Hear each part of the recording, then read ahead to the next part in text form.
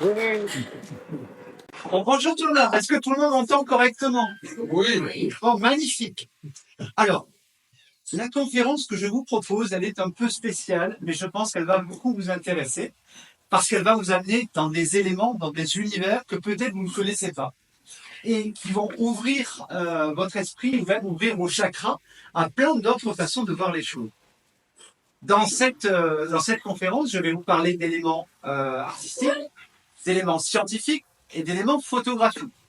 Il y a des choses qui sont souvent mal comprises par les photographes et qui les empêchent d'avancer, d'évoluer comme vous le souhaitez. Et donc, vous allez voir que dans tout ce qu'on va voir, d'abord, on va commencer à lutter par rapport à certaines notions préjugées. On parlera notamment du 50 mm, on parlera de l'exposition, on va parler des horizons qui penchent, tout ce genre de choses. Donc on va commencer à parler de ça. Et puis au fur et à mesure, je vais essayer de vous amener un petit peu dans ma façon de voir la photographie.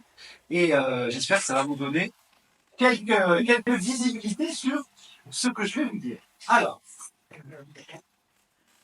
on commence par l'introduction, parce que vous savez, mes conférences, elles se suivent. Donc je donne une conférence quelque part, je la donne 2 ou 3 fois, et puis après je vais ailleurs, dans une autre ville, et je donne la suite de la conférence. Et les conférences, il y a les épisodes précédents. Vous savez, c'est comme quand vous allez regarder une série sur Netflix et que vous ne parlez pas de ce qui s'était passé dans la saison d'avant. Donc je vais vous expliquer ce que j'ai raconté dans les précédentes conférences. Alors, la première chose et la chose la plus importante, c'est de comprendre que la photographie est un art.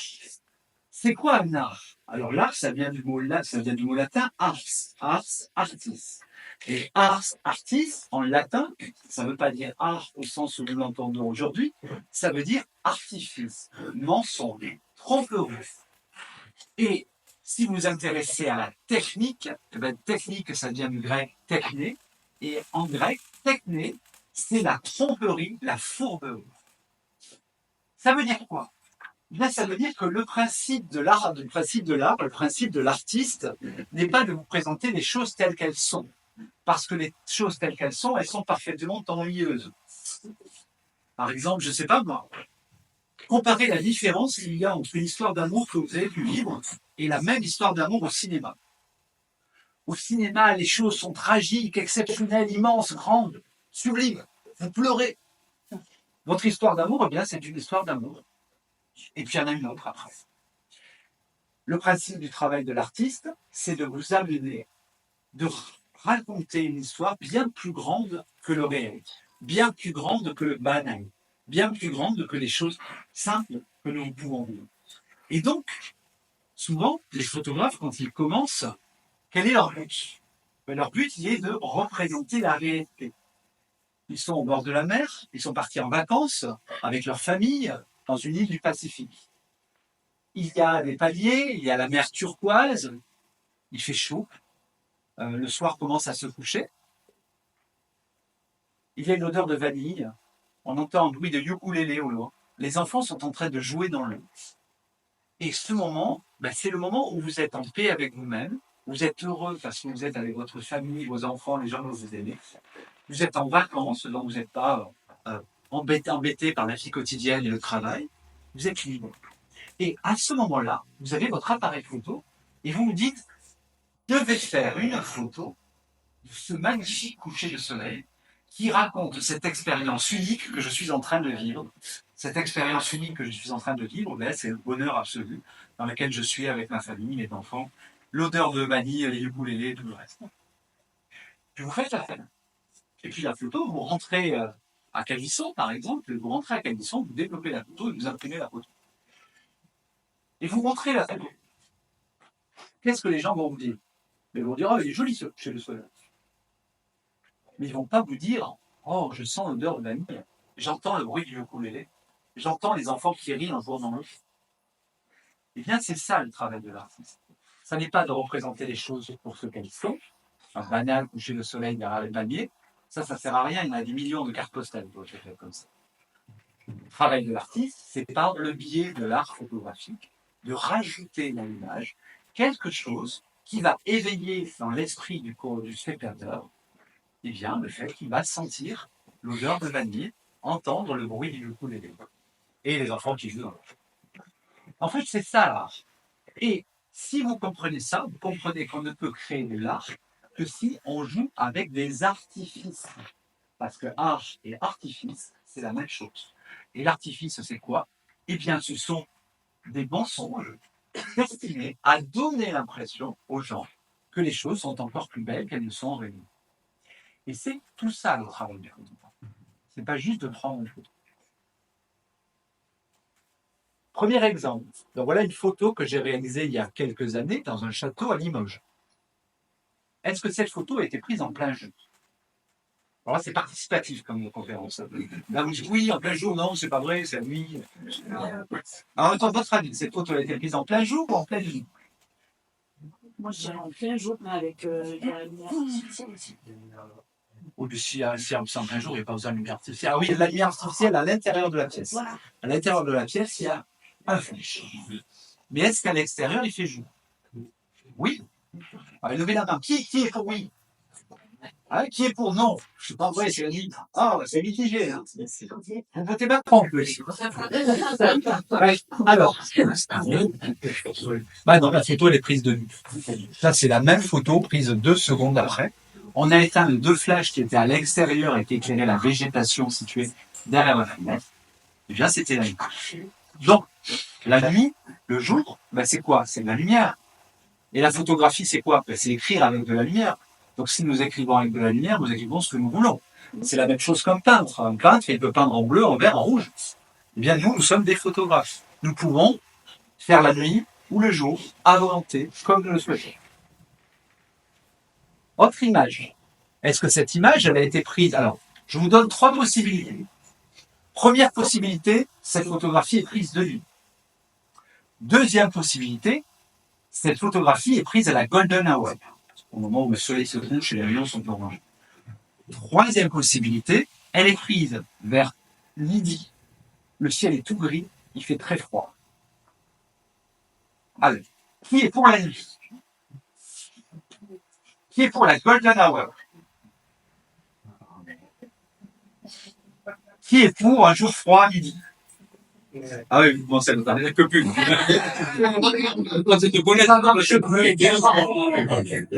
Alors en réalité, voilà, la photo, elle est prise par les conditions réelles de la prise de cette photo. Donc il est bien midi, enfin, aux alentours de midi.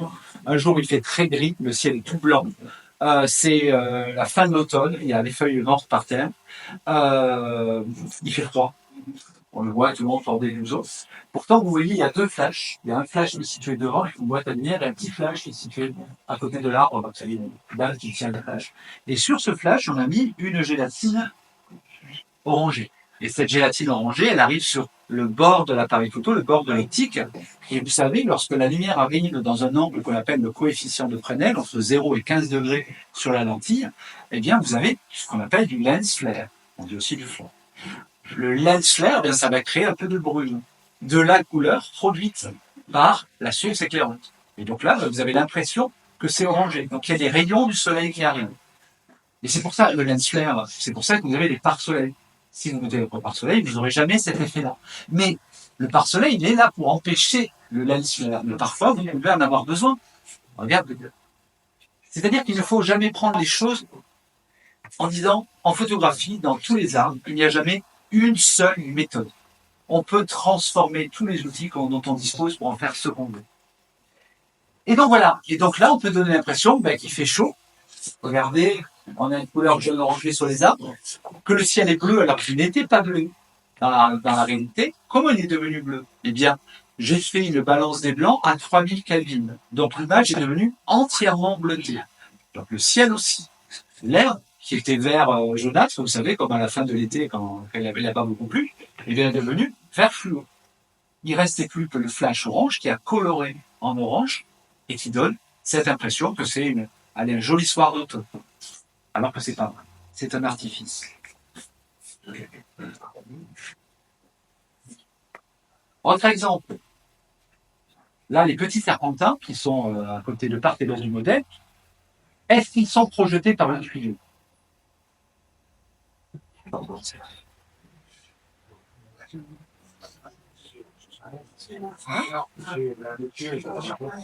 En fait, le tuyau, il n'y a rien dedans, tu vois. On jette juste des serpentins dessus. Mais ce qui donne l'impression que c'est le tuyau qui projette les serpentins, c'est le regard que vous avez. Et parce que vous allez travailler sur le regard du modèle qui va regarder dans un endroit particulier, eh bien, vous allez donner l'impression que quelque chose se passe. Alors qu'en réalité, c'est juste un assistant qui est en train de jeter des serpentins dans le modèle. Mais l'important, c'est pas les choses telles qu'elles sont, l'important, c'est les choses telles que vous voulez, qu'elles soient perçues par la personne qui regarde la photographie. De la même manière, alors regardez cette photo est une photo prise au Portugal. Voilà, alors c'est pareil, c'est la fin de l'après-midi. Et vous avez l'impression que c'est un joli soir d'été. Alors qu'en réalité, si on regarde, en réalité, c'est l'après-midi, la lumière arrive de manière rasante, et on va, par le fait qu'on va utiliser des flashs, et que ces flashs sont plus puissants que la lumière du soleil, puisqu'un flash de 500 joules est capable d'envoyer à 1 mètre F45. F45, c'est 8 fois plus puissant que la lumière du soleil à midi, donc on peut faire tout ce qu'on veut. Et donc, on peut donner l'impression, si vous regardez la photo qui a été prise, voilà, que derrière, on a un mur parfaitement ombré. Alors que, dans la réalité, le mur que vous voyez, c'est le mur où il y a à la fois le soleil et l'ombre très net sur le mur. Donc, on peut transformer les choses dès l'instant où on comprend correctement ce qu'on veut montrer. Et donc, en fait, vous devez toujours poser des questions à vous-même avant de faire votre jeu. Première question, c'est qu'est-ce que je vois? Et voir, ça s'apprend. C'est pas quelque chose qui vient naturellement. Les gens voient, mais ne savent pas regarder.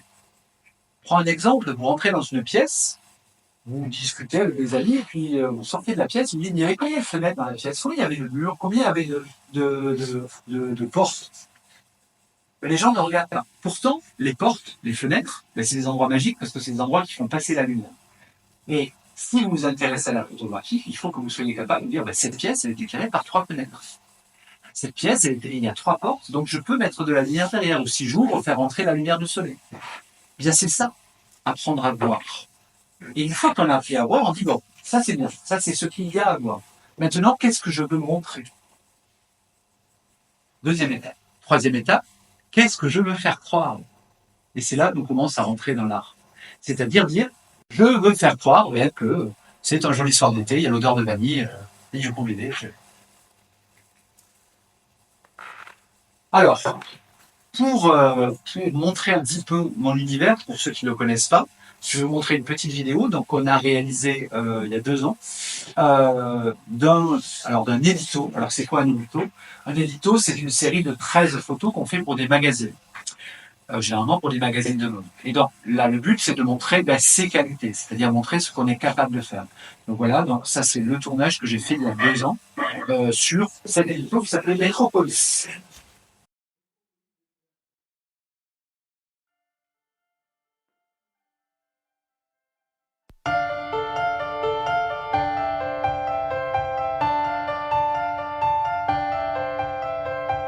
It's like a crime, violent and hard. Stare at each other, eye to eye.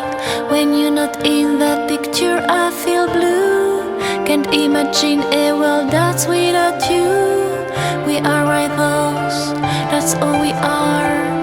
Follow me till the dawn. Secrets you keep are so dark and heavy. Who knows what I hide deep inside of me?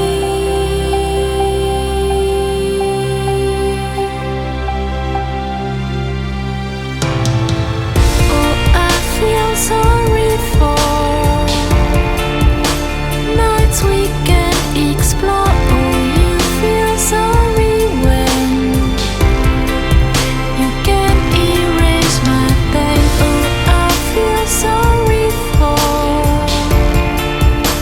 hurting you so much. Oh, you feel sorry when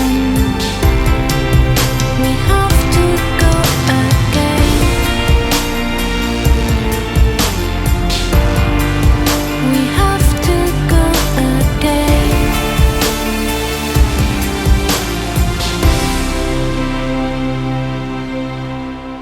Never complain, never explain.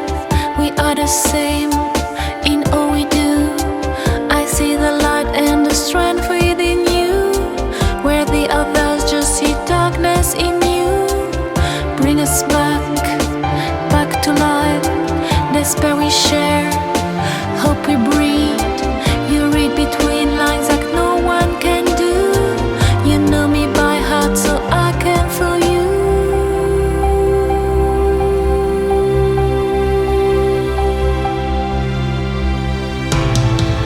Oh, I feel sorry for nights we can explore. Oh, you feel sorry when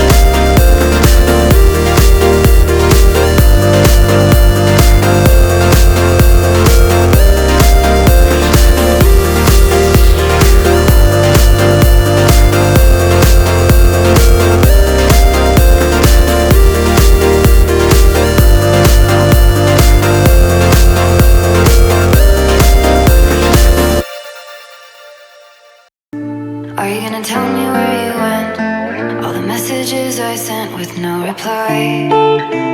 It's like that. You're just gonna walk into my room.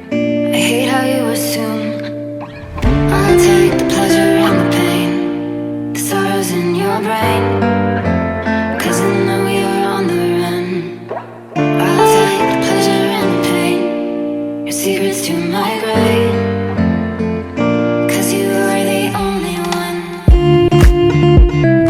'Cause you are the only one. The only one. 'Cause you are the only one.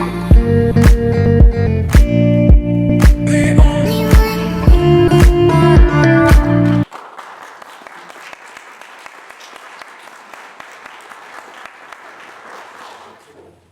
Merci.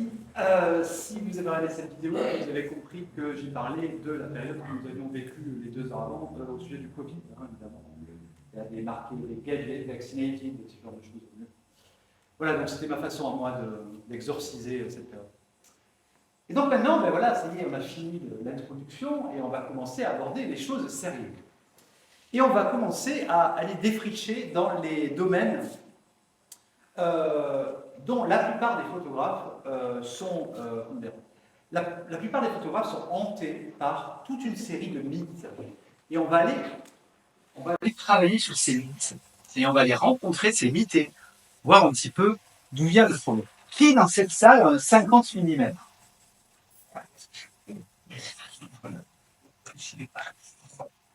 Vous en avez ou vous n'en avez pas? Non, ne vous inquiétez pas, vous avez le droit, moi aussi j'en ai trois. Bon, alors, donc, très chers amis, je vais vous raconter la plus grosse blague du XXe siècle.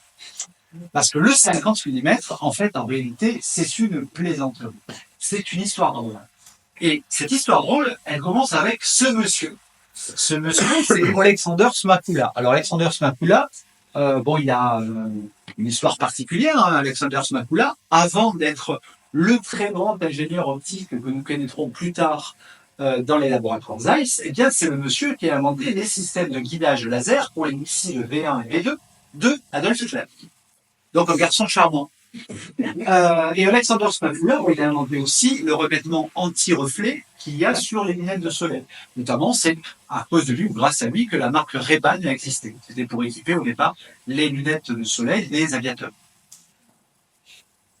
Et Alexander Smakula, donc à l'époque où il était à Zeiss, donc au milieu des années 30, Zeiss commercialisait des objectifs. Alors, il commercialisait un objectif de 24 mm, un objectif de 35 mm, un objectif de 85 mm, un objectif de 150 mm et un objectif de 400 mm.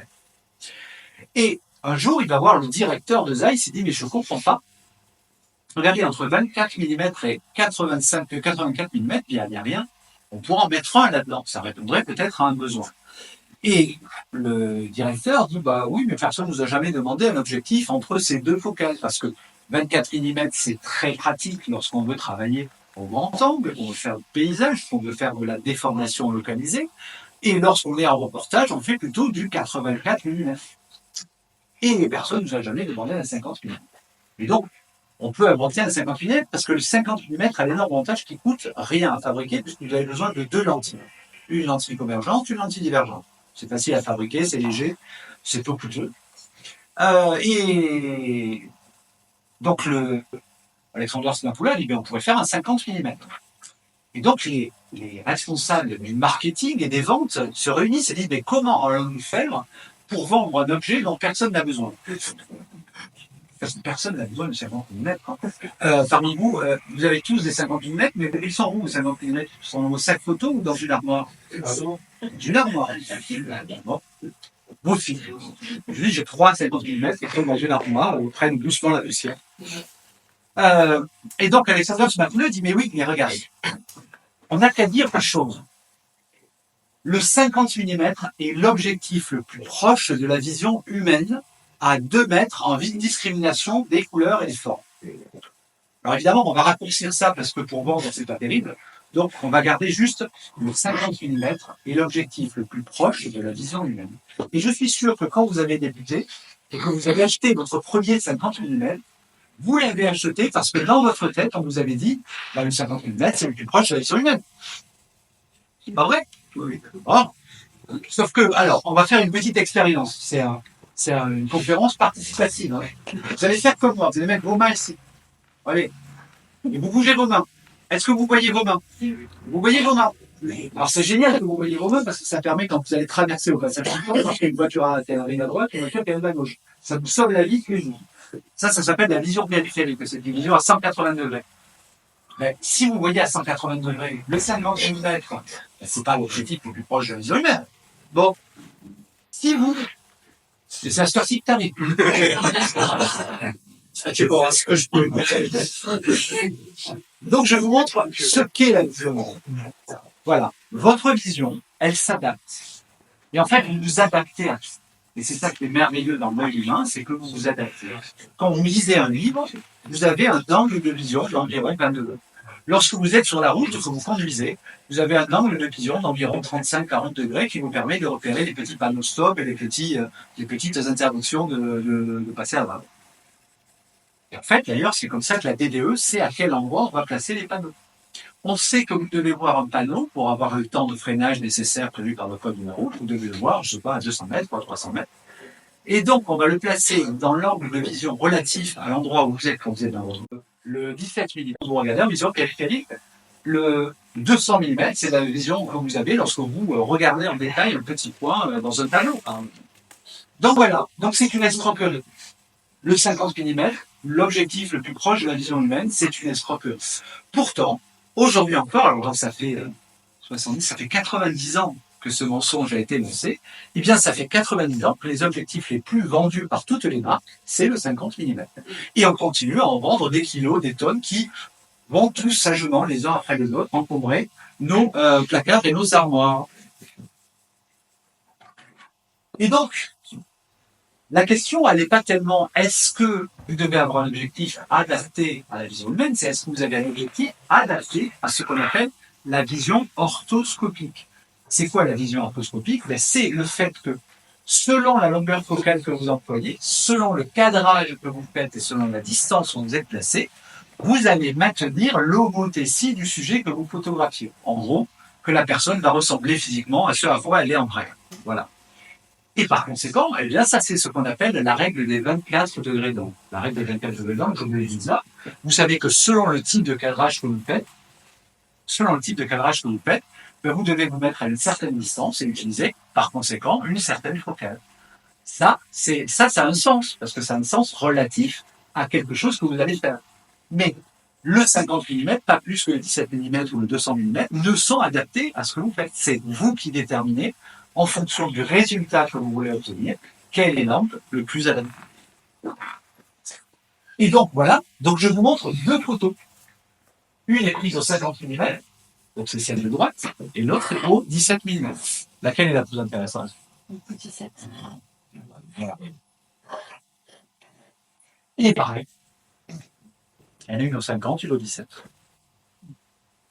Et pour ça, pour bien comprendre ce dont je vais vous parler maintenant, parce que nous allons parler de perspective. Alors, pourquoi je vais parler de perspective? Parce que je me suis rendu compte au fil de mes conférences que la plupart des gens ne comprennent pas la notion de perspective en photographie. Et donc, je vais vous montrer un petit film pour que vous compreniez ce qu'est la perspective. Attention, alors, préparez-vous, ça dure 1 minute, pas moins d'une minute.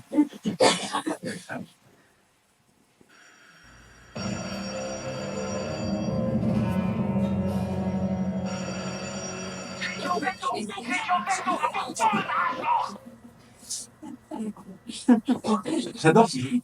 Alors, ce film, c'est un top secret. C'est un film très très nul, mais plein de conneries comme ça. La perspective, c'est quoi? En fait, là, je vous ai dit, le 50 mm, ça sert à rien au milieu. Et je vous ai parlé du 17 mm, en disant ça en rouge, ça m'intéresse. Et le 17 mm, c'est un grand angle. Et dans la tête de la plupart des photographes, le grand angle est un objectif déformant. Pourtant, si votre 17 mm est déformant, il faut le ramener d'urgence chez le vendeur qui vous l'a vendu. Ça veut dire qu'il est défectueux. Aucun objectif n'est déformant. Vous remarquez que c'est pas l'objectif qui va déformer, c'est l'endroit où vous vous trouvez. Plus vous êtes près, plus vous allez accentuer les perspectives. Plus vous êtes loin, plus vous allez les écraser. Plus vous allez être près d'un élément graphique qui est situé sur un des deux bords de l'objectif, eh bien, plus les fuyantes vont être marquées. Mais ça n'est pas lié à l'objectif utilisé, c'est lié à la distance où vous vous trouvez et à l'angle de vue auquel vous vous placez. Et pour comprendre ça, il faut comprendre la perspective. La perspective, c'est comment nous allons rendre compte en 2 dimensions, donc dans une photographie, d'une réalité en 4 dimensions. Parce que nous évoluons tous dans une réalité en 4 dimensions. La longueur, la profondeur, la hauteur et le temps. Vous êtes là à écouter depuis une demi-heure, eh bien, il y a du temps qui s'est passé. Eh bien, ça fait partie des dimensions dans lesquelles nous évoluons. Et lorsque nous travaillons en grand angle, eh bien, nous allons jouer, justement, nous allons représenter en 2 dimensions une réalité. Donc ici, en 3 dimensions, donc la distance, la hauteur et la largeur. Et donc, comment ça se passe? Premièrement, vous devez comprendre que l'horizon n'existe qu'à vos yeux de spectateurs. Lorsque vous êtes au bord de la mer, l'horizon, c'est pas une chose, c'est pas une barrière, un mur de glace. C'est quelque chose qui va se déplacer au fur et à mesure que vous montez, que vous baissez. Lorsque vous êtes debout sur la plage au bord de la mer, vous voyez environ à 8 km. Si vous vous mettez au ras du sol, vous voyez environ à 2 km. Si vous montez sur un phare, les phares sont en général à 30 mètres de hauteur, vous voyez à 15 km. Voilà. C'est donc pas le même horizon que nous. Et donc l'horizon varie en fonction de l'observateur. Et donc vous, photographe, selon l'endroit où vous vous mettez, plus haut ou plus bas, vous allez faire varier la perspective.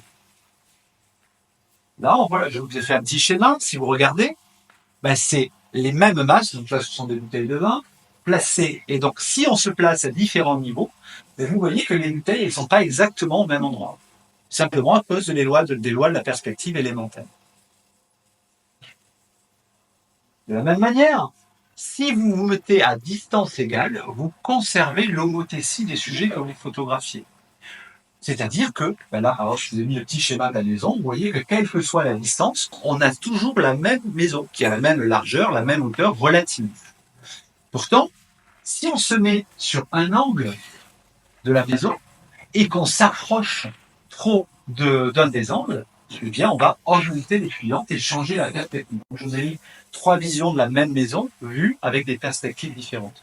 Donc, ce n'est pas l'objectif qui déforme, parce que ça serait vrai avec un 200 mm.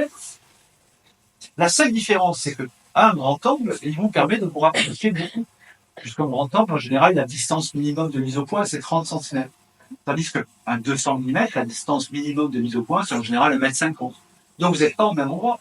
Si vous n'êtes pas au même endroit, vous ne voyez pas la même chose. Et si vous ne voyez pas la même chose, eh bien la photographie ne donne pas la même chose. Donc ça n'est pas le grand angle qui déforme, c'est le placement où on est placé.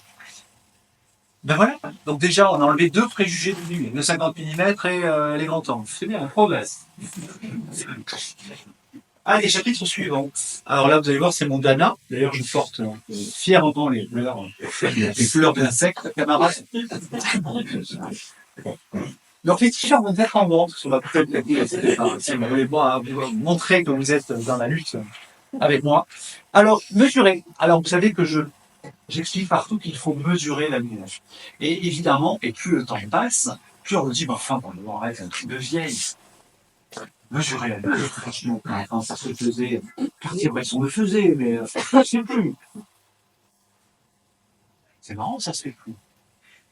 Mais vous êtes à l'école, vous avez appris que en toute chose de votre vie, dès l'instant que vous voulez faire les choses sérieusement et de manière scientifique, il faut mesurer. Je suis pas là. Dans 1 heure. Ou 2. Vous savez que vous devez mesurer. Je sais pas, vous voulez installer des étagères dans votre cuisine pour mettre vos petits sels, poivres et cumin préférés. Vous allez prendre 1 mètre pour mesurer, d'abord faire vos trous au bon endroit, parce que sinon votre étagère n'a pas le droit. Puis quand vous allez à Leroy Merlin pour acheter vos planches, vous allez prendre les planches de la bonne longueur, etc. Vous allez mesurer. Si vous ne mesurez pas, alors moi ça m'est arrivé une fois, je dois, c'est faux. Et pendant 6 mois, parce que j'ai pas eu le temps, j'ai eu des étagères comme ça. Mesurer, c'est utile. Je me dis, oui, mais en photographie, il n'y a plus besoin maintenant. Arrête les hybrides, maintenant c'est tellement moderne et tout. Ça mesure, c'est génial, ça fait tout. Il n'y a même pas besoin de régler. Tu appuies sur automatique, là, truc vert. Tu as des lapins de garenne qui courent, tu fais mise au point sur les lapins, et bon, ça les suit. C'est net tout le temps. C'est merveilleux. Et vous dites, mais il n'y a pas besoin de mesurer. Ça peut. Non, voilà, donc je vous ai cité dans une phrase. Hein, donc, depuis l'invention de la photo numérique, il n'y a plus besoin de mesurer la lumière. Achille Zavata. Non, mais ça me donne la crédibilité. Eh bien, je vais vous montrer pourquoi il faut mesurer. Et pourquoi non seulement il faut mesurer, mais pourquoi si vous ne mesurez pas, eh bien, vous aurez toujours des photos de mauvaise qualité. Alors, je vois un peu parce que c'est bon, il n'y a pas le temps. Parce que si je réussis pas à vous expliquer à quel point c'est important, j'aurais raté la réponse. Les jeunes dehors. Il y a des jeunes dehors, c'est les 20 ans. Si vous utilisez votre appareil photo, qu'est-ce qui se passe? Pour que la photo soit à peu près correctement posée, soit vous êtes en automatique. En automatique, qu'est-ce que fait l'appareil photo? Il mesure la lumière réfléchie par le biais du posemètre intégré à l'appareil photo. Et après, il va regarder dans sa banque d'images quel est le réglage le plus adapté à la situation. Vous êtes au bord de la mer, il y a du bleu en haut, clair, du bleu en bas, foncé. Vous faites une photo. Le posemètre sait que vous avez environ f16, puisque au soleil, vous avez toujours f16, le centième de seconde sans ISO. Il sait ça, mais il va regarder et il va analyser l'image. Et il va dire, bah tiens, photo typique au bord de la mer, c'est on va assombrir un petit peu le haut de l'image pour que les ciels soient un peu moins clairs et on va éclaircir un peu le bas de l'image, la mer soit moins suivie. Et donc, il va se baser sur des choses qui font que ça marche, c'est pas trop laid. C'est pas trop laid, c'est regardable. Si vous travaillez avec d'autres méthodes, vous êtes par exemple en mode semi-automatique. Les modes semi-automatiques, c'est la priorité à l'ouverture, la priorité à la vitesse. Que fait l'appareil photo? Il fait exactement la même chose. Il utilise le posemètre intégré, il mesure, et puis après il fait sa sauce pour essayer de faire quelque chose d'à peu près propre en fonction de l'étalon, de la charte des réalités. Et ça nous donne toujours des photos. Moi, pourquoi pas. Mais à un moment donné, vous avez envie de progresser. Et là, à ce moment-là, vous apprenez une première chose. C'est que la lumière que mesure votre appareil, fût-il le meilleur appareil photo du monde, le plus cher et le plus commode, mais il ne peut mesurer, techniquement, et c'est les lois de la physique, il ne peut mesurer que la lumière réfléchie. Et la lumière réfléchie, eh bien, elle dépend de la réflectance du sujet mesuré. Ça veut dire quoi? Ça veut dire que vous avez chez vous un petit chat noir qui fait miaou. Vous faites la mise au point qui fait miaou, ça sert mal. Vous pouvez ne pas faire mieux. Vous avez le petit chat noir et vous faites la mise au point sur lui, vous mesurez la lumière sur le petit chat noir. Et vous faites une première. De quelle couleur est le chat? Gris et précisément à 18%. Et maintenant, vous avez un deuxième chat qui fait miaou aussi et qui est blanc. Et vous mesurez la lumière sur le chat blanc. Et vous faites une autre photo. De quelle couleur est le chat blanc? Rien à 18%. Donc, ça ne fonctionne pas, cette méthode. Ça ne fonctionne pas pour plein de raisons. La première, c'est que selon ce que vous allez mesurer, vous n'aurez jamais la bonne mesure. Le seul moyen d'avoir la bonne mesure avec le posemètre intégré à l'appareil photo, c'est de faire soit de mesurer le charte degré des 18%, pourquoi pas, soit de connaître le coefficient de réflectance de l'objet que vous photographiez. C'est possible aussi. Par exemple, si vous mesurez la lumière sur le ciel, vous savez que le ciel, lorsque vous avez le soleil dans le dos, le ciel, il renvoie 2 diaphragmes de plus qu'une charte de 2.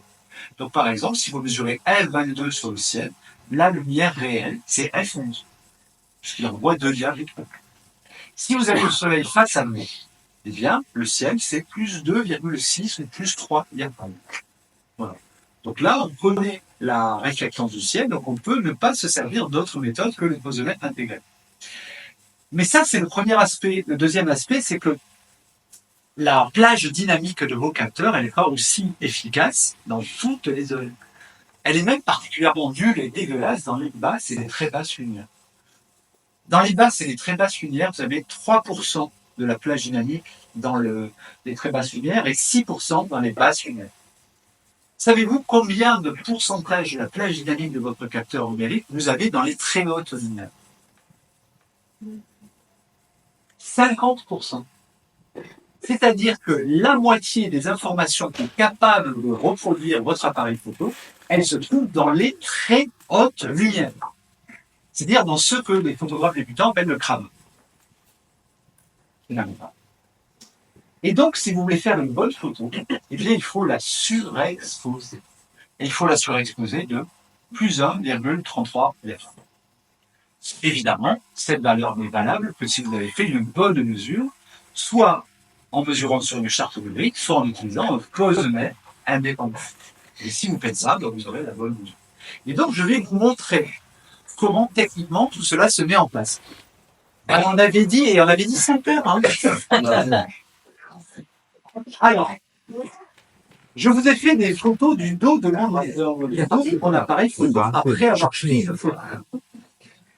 Donc voilà. Donc c'est la même photo. Hein. Dans l'une, elle est telle qu'elle est.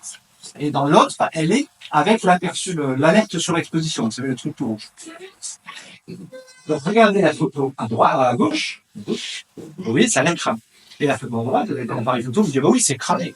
Regarde, c'est ça. On va regarder la même photo vue sur l'écran de mon ordinateur. Sur l'écran de mon ordinateur, en haut, ça m'éclaire, et en bas, mon logiciel me dit, ah oui, c'est cramé. Mais quand vous mettez l'alerte sur exposition sur votre logiciel ou sur votre appareil photo, ça ne vous dit pas que c'est cramé. Ça me dit, attention, tu es dans les très hautes lumières. Et je vous ai dit tout à l'heure, les très hautes lumières, c'est là qu'il y a le grisby, hein, c'est là qu'il y a l'essentiel de ce qui va nous intéresser. Donc je vous montre la photo. Ah, tiens, je reviens. Ah, je ne sais pas la photo développée. Si. Ah, pas bougé. Voilà. Ça, c'est la photo développée. Vous voyez qu'il n'y a aucune perte d'information sur la peau du modèle, alors que mon truc me disait, regarde, c'est cramé sur son écran et ça joue. Pourquoi? Eh bien, parce que là aussi, il y a un autre gros mensonge. Alors, c'est pas un mensonge, mais c'est une habitude. Vous savez, alors, pour ceux qui, parmi vous, ont fait de la photographie un jour, vous vous rappelez, dans le temps, on nous disait qu'il fallait sous-exposer les photos. Parce que, selon un type de pellicule qu'on utilisait, bien, il valait mieux sous-exposer. Je me rappelle, par exemple, les Ilford de noir et blanc, c'était moins 1 diaphragme. Les Kodak, c'était moins 1,3 diaphragme. Les Fuji, c'était moins 0,6 diaphragme. Pour avoir une bonne qualité d'image. Et donc, quand les premiers appareils photo numériques sont arrivés, ils ont été achetés par qui? Par d'anciens photographes argentiques, qui avaient l'habitude de sous-exposer les photos. Donc, qu'est-ce qu'ont fait les fabricants? Ils se sont dit, les gens ont l'habitude de sous-exposer les photos, donc on va mettre un petit système qui surexpose automatiquement l'aperçu.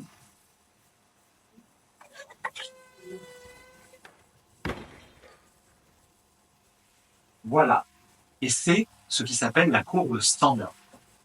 C'est-à-dire que quel que soit l'appareil photo que vous utilisez, que vous utilisiez un vieux réflexe, un phase one, un hybride, ce que vous voudrez, tous, lorsqu'ils produisent l'image qui va constituer l'aperçu de la photo derrière, sur le dos de l'appareil photo, eh bien la photo, elle est développée, dématricée, selon une méthode qui s'appelle la courbe standard. Et la courbe standard, c'est pas la réalité, hein, c'est pas le brut d'euro qui n'existe pas, mais c'est une photo qui est un aperçu qui est surexposé et surcontrasté.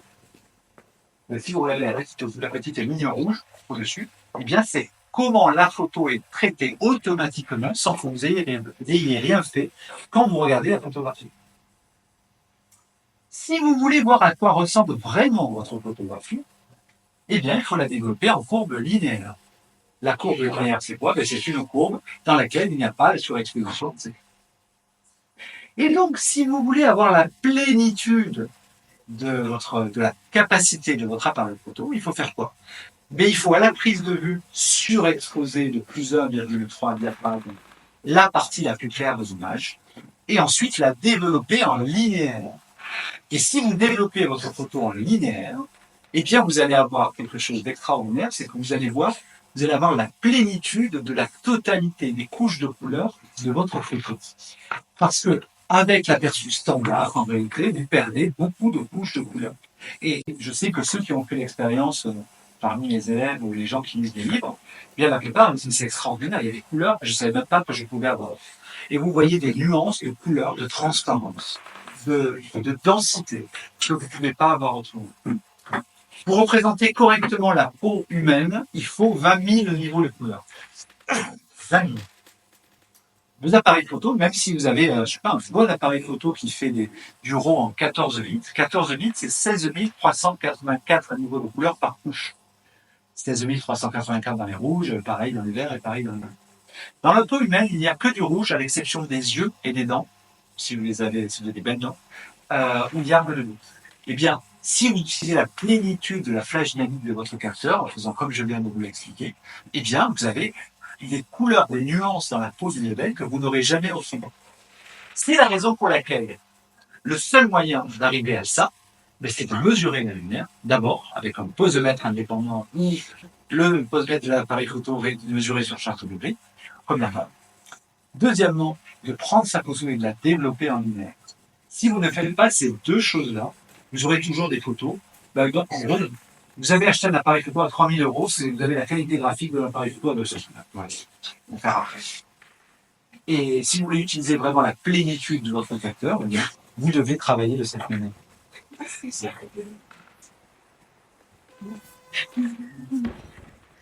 Alors, les profils. Alors, je vais parler des profils, les profils standards et les profils linéaires. Ils sont différents selon les logiciels que vous utilisez. Et là, je vous ai dit la même image vue avec l'aperçu standard Lightroom et la même image vue avec l'aperçu standard sur Capture One, avec l'autre logiciel. Et vous voyez que le rendu n'est pas le même. Ça veut dire que dans la tête des gens, quand ils font une photo, ce qu'ils voient derrière leur appareil photo, c'est la photo. C'est pas vrai. Pourquoi? Parce que si vous travaillez en RAW, vous ne pouvez pas avoir le RAW. Le RAW, c'est des 1 et des 0. Donc il faut qu'il y ait un petit logiciel qui transforme les RAW en images, en JPEG. Et ça, ça veut dire qu'il y a quelqu'un un jour qui a décidé que ça allait être développé d'une certaine manière. Donc, le développement standard. Et donc là, je vous montre. Alors pareil, la même photo vue avec des trucs différents. Donc, la photo vue en forme standard, c'est sur Capture One. La même photo développée en courbe linéaire. Vous voyez, si vous regardez. Alors, il n'y a pas de. Je n'ai pas augmenté l'exposition, j'ai juste changé la pièce. Mais vous voyez, dans la première photo, vous avez l'impression que d'abord le fond est complètement cramé, que les bras du modèle sont cramés, que son visage n'est pas loin de l'être. La même photo sans traitement, vous voyez que rien n'est cramé sur le modèle. Et si on regardait les couleurs, vous voyez que là, vous avez l'impression qu'il n'y a pas beaucoup de couleurs. Et là, vous en avez beaucoup plus. Alors, ça paraît toujours plus plat, parce que comme c'est très riche, et que vous n'avez pas encore fait le travail de développement pour faire sortir des nuances de couleurs, ça manque encore de richesse. Mais la richesse, elle est dedans. Vous l'avez capturée. Vous l'avez capturée en faisant bien votre prise de vue. Ah oui. Donc voilà. Pareil, donc là, l'alerte sur l'exposition, c'est cramé, c'est cramé. N'y croyez pas, ça ne veut pas dire que c'est cramé. Et enfin, pour vérifier que c'est pas cramé du tout, je vais baisser l'exposition à fond pour voir. Si vous voyez, la seule chose qui paraît cramée, ce sont les reflets sur le mur. C'est normal, ce sont des reflets directs, donc ça paraîtra toujours cramé, quelle que soit l'exposition. Et donc, pareil, donc je vous mets la même photo. Donc ça, c'est ce qui apparaît sur le dos de mon appareil photo. Là, c'est ce qui apparaît dans le logiciel en profil standard. Alors, ce qui est rouge, c'est ce qui prétend être cramé. Et puis voilà, ça c'est la photo en linéaire, sans traitement. Vous voyez, vous avez des nuances. Des nuances dans les yeux. Si vous regardez la joue, etc., et vous voyez, elle tient une espèce de volant. Et bien, si vous regardez la zone là, c'est très très clair en réalité, cette zone-là. Mais on a des nuances dans l'éclair qu'on ne pourrait pas avoir autrement. Et donc, si vous aimez travailler notamment en photographie de nature, lorsque vous avez le ciel, bien le ciel c'est clair. Et pour avoir des jolies nuances dans le ciel, notamment en ce moment où le soleil se couche, bien, si vous ne développez pas un lumière, vous n'aurez jamais les aussi belles nuances que ce que vous avez en vrai. Et c'est dommage. Et alors oui, comment savoir si ma photo est bien exposée si je ne peux pas le vérifier sur mon ordinateur? Ben, j'ai donné la réponse. En mesurant. Je vais à Leroy Merlin pour acheter des étagères pour des étagères de ma cuisine. Comment je sais qu'elles vont avoir la bonne dimension pour aller entre mon frigo et la porte d'entrée? Eh bien, j'ai une mesure. Et donc, je sais que je veux 1,25 m, et je sais que 1,25 m, c'est la taille juste qui va bien. Comment je sais que ma photo, elle est bien exposée? Eh bien, je mesure. Je mesure avec un posemètre indépendant qui mesure la lumière incidente. La lumière incidente, elle ne varie pas. Et donc, si j'ai la mesure incidente, je sais exactement quel est le bon réglage que je dois avoir. Et donc, voilà. Donc, j'explique ce qu'est la luminance. Au moins, vous aurez appris un truc très important. Lorsqu'un objet, lorsqu'une source éclaire un support. Alors, on va oublier le flux lumineux, etc. On va parler simplement de l'éclairement. Alors, l'éclairement, c'est la lumière qui va arriver sur un support. Cet éclairement, l'éclairement, ça se mesure en lux. Et ensuite, la surface en question va réfléchir la lumière, et c'est cette lumière réfléchie qui va arriver sur notre capteur. La lumière réfléchie, ça se mesure en candela par mètre carré. Donc, vous avez remarqué, les scientifiques ont inventé deux unités de mesure. Le lux et le candela par mètre carré.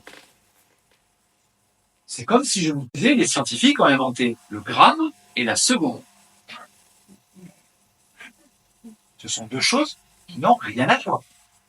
Eh bien, le lux et le candela par mètre carré sont deux choses qui n'ont rien à voir. Pour connaître la quantité de lumière réelle qui arrive sur un objet, il faut savoir combien il y a de lux. 1000 lux, 100 000 lux. 100 000 lux, c'est beaucoup. Allez, 10 000 lux, 50 000 lux en plein jour. 10 000, c'est 100 000 lux quand vous êtes en plein soleil. Mais ça, si je connais cette mesure-là, eh bien, je suis capable de déterminer le réglage de mon appareil photo. Comment je sais ça? Eh bien, parce que ce que j'appelle le posemètre tout à l'heure, le vrai nom, c'est le luxmètre. Le mètre, l'outil qui mesure les lux. Et l'outil qui mesure les lux adapté au photographe, ça s'appelle le posemètre. Pourquoi? Parce qu'en fait, il sait qu'il y a 100 lux, par exemple, et en fonction du triangle d'exposition, selon la vitesse et la sensibilité que vous avez choisi, il va vous dire, c'est tel lumière. Et c'est le principe du luxmètre. Voilà. Et donc, si on comprend ça, eh bien, on comprend que la seule bonne méthode pour connaître la lumière et déterminer correctement son exposition, c'est de la mesurer avec un outil de mesure. Et voilà à quoi ressemble un luxmètre. Posemètre, flashmètre, voilà. Et donc, c'est ce que je vous ai expliqué tout à l'heure. Alors, ça, c'est une photo de mon chien. Voilà, elle s'appelle Oli, elle est très gentille, et elle est noire d'un côté et blanc de l'autre. Ben, Oli, par exemple, si je mesure la lumière sur sa tache noire, ben, j'ai pas la même photo que si je mesure sur la tache blanche. Pourtant, c'est la même lumière qui arrive dessus. Et j'ai pas de chien gris à 10% sur BD. Donc, rouge, j'utilise ma cellule indépendante. Voilà, rouge, j'en ai fait beaucoup, bon, ça, etc. Voilà. Et alors, c'est aussi une photo de moi, il n'y a que des photos de moi. Parce que j'étais photoreporter pendant longtemps, et notamment j'ai été chez RSA, ça mis des livres. Et tout pas moi, j'ai photographié ce tout petit homme qui est là. Et j'aime beaucoup cette photo. Alors, je ne sais pas si vous vous rappelez, enfin, c'était dans mes livres d'histoire, vous savez, il y avait des livres avec la photo de Mussolini, vous savez, avec son visage partout, et marqué si, parce qu'il l'appelait à voter pour lui au référendum. Et quand j'ai vu cette image de Sarkozy avec sa gueule partout, son livre derrière, je me suis dit, on dirait Mussolini, donc j'ai pris cette photo. Alors, pourquoi je vous ai mis la photo de ce monsieur, pour vous dire, là, vous me dites, oui, mais c'est très gentil, ton histoire de cellule et de posemètre, mais bon, en photoreportage, tu fais comment? Tu vas pas placer ta cellule sur la tête de Sarkozy. Parce que d'abord, ça salit, puis c'est propre, ça coûte cher. Et premièrement, et puis deuxièmement, évidemment, on ne peut pas le faire. Parce qu'il y a toujours des gardes encore pas loin, vous ne pouvez pas le faire. Alors, comment on fait? Eh bien, on utilise le posemètre intégré à son appareil photo, et on mesure. Et on mesure quoi? Ben, on mesure quelque chose dont on connaît la réflectance. Alors, soit une charte de grille, mais bon, là, vous voyez, derrière lui, il n'y a pas de charte de grille, peut-être éventuellement le haut des étagères. Donc, mais on n'est pas vraiment sûr que ce soit vraiment une charte de grille, c'est compliqué. Alors, comment on fait? Eh bien, en fait, là, c'était une espèce de stand, vous savez, avec un auvent. Donc, il était à l'ombre, et moi aussi, j'étais à l'ombre. Eh bien, j'ai mesuré la lumière sur la paume de ma main. La paume de ma main, c'est à peu près le charte de grille. Pourquoi la paume de ma main et pas le plat de ma main? Parce que le plat de ma main, il bronze. Et que la paume de ma main, elle bronze pas beaucoup. Donc, si vous regardez, les hommes noirs, par exemple, les femmes noires, c'est blanc, là. C'est à peu près pareil, ça ne bronze pas. Eh bien, si vous mesurez la lumière avec votre appareil, alors vous réglez votre appareil photo en mesure spot. Hein. Les mesures spot, pourquoi? Parce qu'il faut que vous mesuriez un petit point. Vous mesurez ça tout. Vous mesurez en mesure spot, vous avez à peu près la valeur que vous auriez si vous aviez posé votre posomètre sur le visage de quelqu'un. Ouais. Donc c'est la même chose. Donc on peut utiliser des astuces pour mesurer et être sûr que son exposition est bonne. Parce que moi j'étais photoreporteur pendant 17 ans et longtemps en argentique, donc on arrivait avec des rouleaux. Hein, donc il fallait qu'on soit sûr absolument que les photos allaient être bonnes, parce que sinon elles ne sortaient pas dans le journal et puis on risquait notre place. Donc comment on faisait? On mesurait la lumière. Voilà. Et donc, qu'il s'agisse du photo-reportage, qu'il s'agisse de la photo de studio, qu'il s'agisse de n'importe quelle photo, tous les professionnels sérieux mesurent la lumière. C'est le seul moyen de s'assurer de la plénitude dynamique de son image. Pardon? Eh bien non. Ben non, parce que, comment dire, ça dépend de plein de choses.